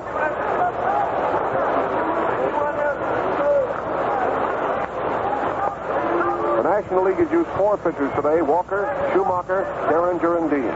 The American League, Gomez and Hardy. 4th National League pitchers on the mound now. Dizzy Dean. He has a count of 3-2 on the batter. 2 out, runners on first and third. The pitch, he hits one hard down the left field line. I think it's going foul. It is foul. Cronin hit one hard down the left field line, and the ball went foul, and the count is still 3-2 for Joe.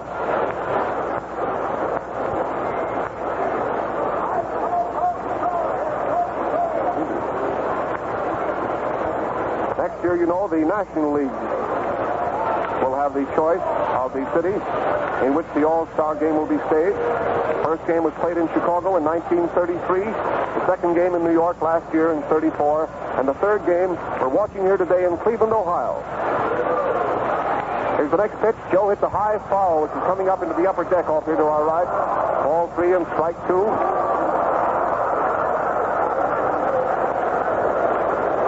Somebody started to lean over the railing to catch that ball after it bobbed around in 3 or 4 hands.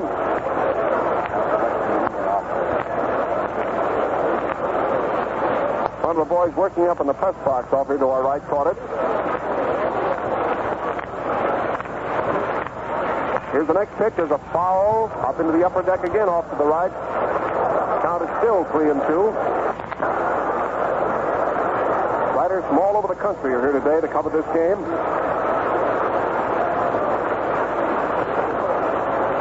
Pitcher's getting ready now. Fans have also come from all over the country to see the game. Here's the next pitch to Cronin. It's a slow sit down the third base line. It's foul.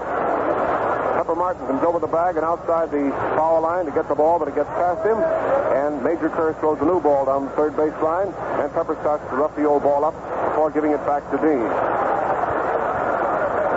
It's a 3 and 2 count on Joe Cronin. And the American League has runners on first and third. It takes a lot of time out there getting ready again. Here's the next pitch. There's a hop.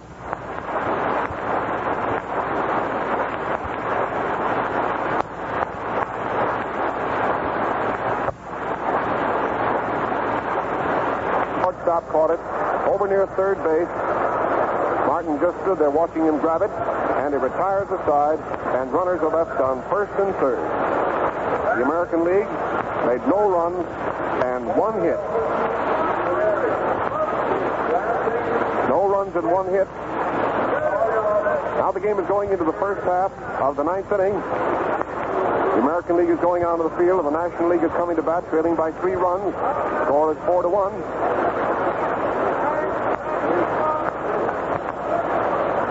Boys will do their best to get a rally started now. Ozzie Bluegee is playing third base in place of Jimmy Fox. Ozzie Bluegee is in there at third base in place of Jimmy Fox.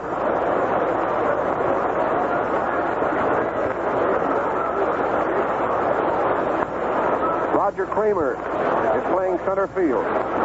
Roger Kramer is playing center field in place of Al Simmons.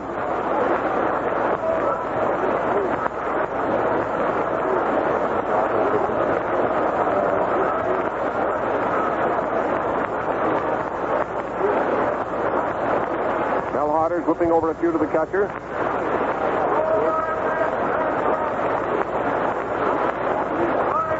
Roger Kramer is out in center field.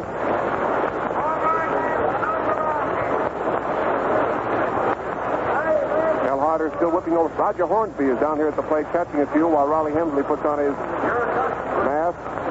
Here comes an announcement. Bluegee of Washington playing third.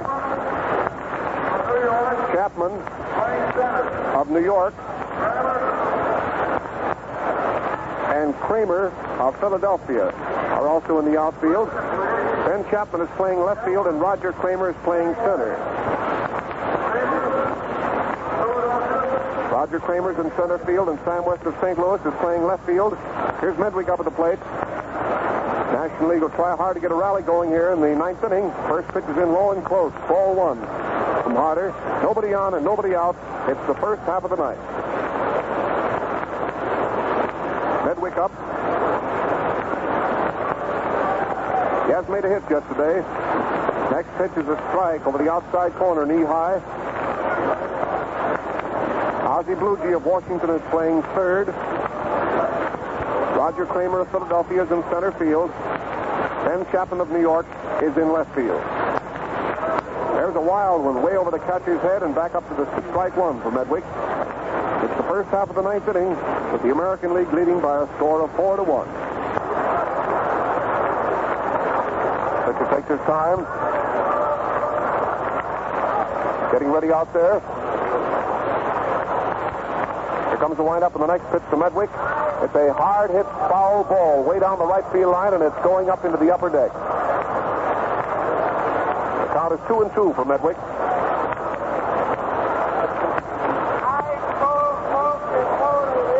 Carter gets the new ball out there, takes his glove off, rubs it up in his hands a bit, getting some of the shine off it.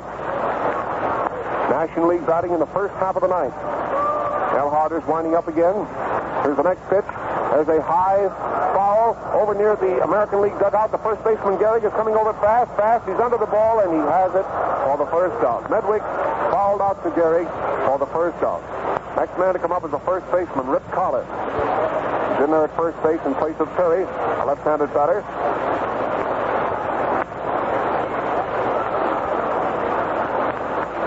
Here's Collins up at the plate, a great hitter, a left-handed batter. Boys in the American League infield talk it up out there. Here's the windup on the first pitch to Rip, a left-handed batter, and it's outside at the waist for a ball. Ball one. Nobody on. One gone in the first half of the ninth. Here's the windup in the next pitch. He hits the ground ball down the first base line. Gehrig has it, comes over to first base, and he's out to Gehrig unassisted. It was a ground ball that Gehrig picked up and stepped on first base, and Collins is out to Gehrig unassisted.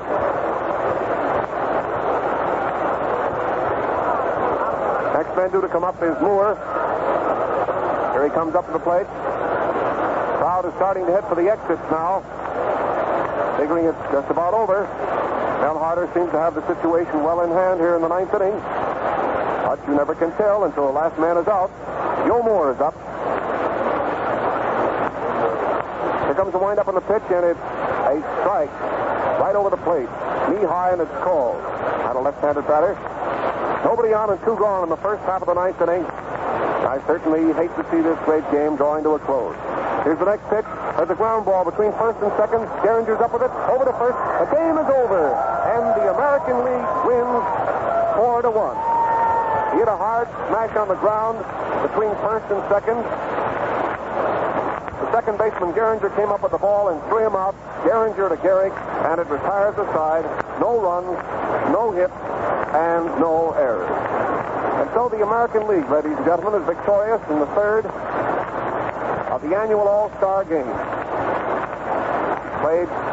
Started, you remember, in 1933.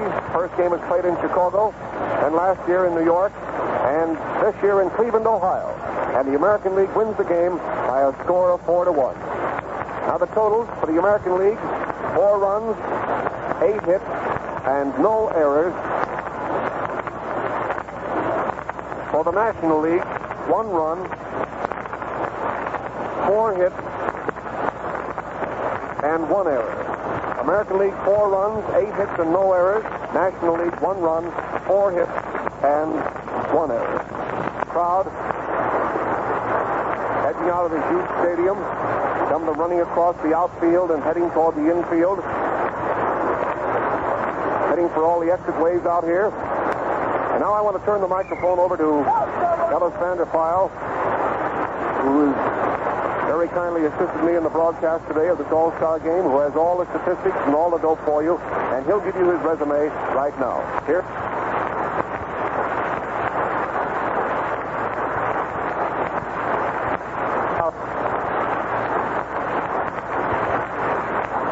The afternoon, of course, was that shown by the American League pitchers, who held a very heavy-hitting battery of National League.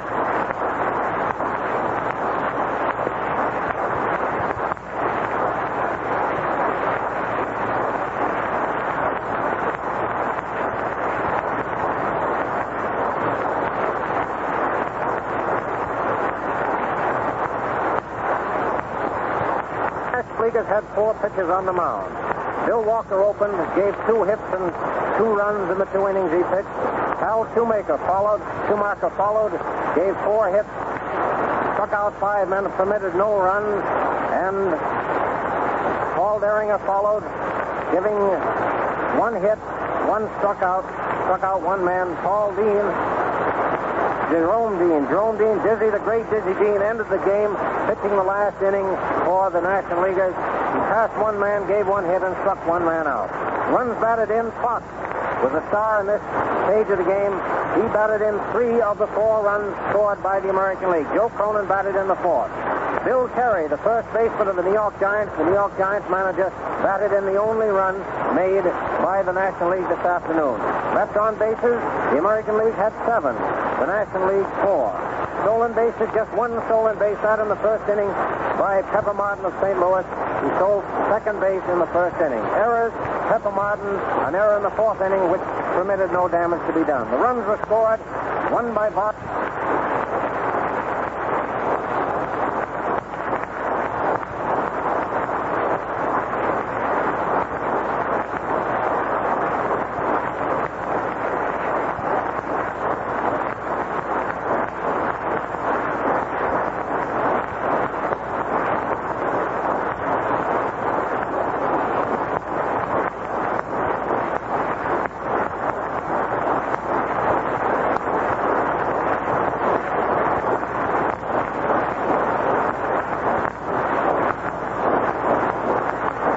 Game.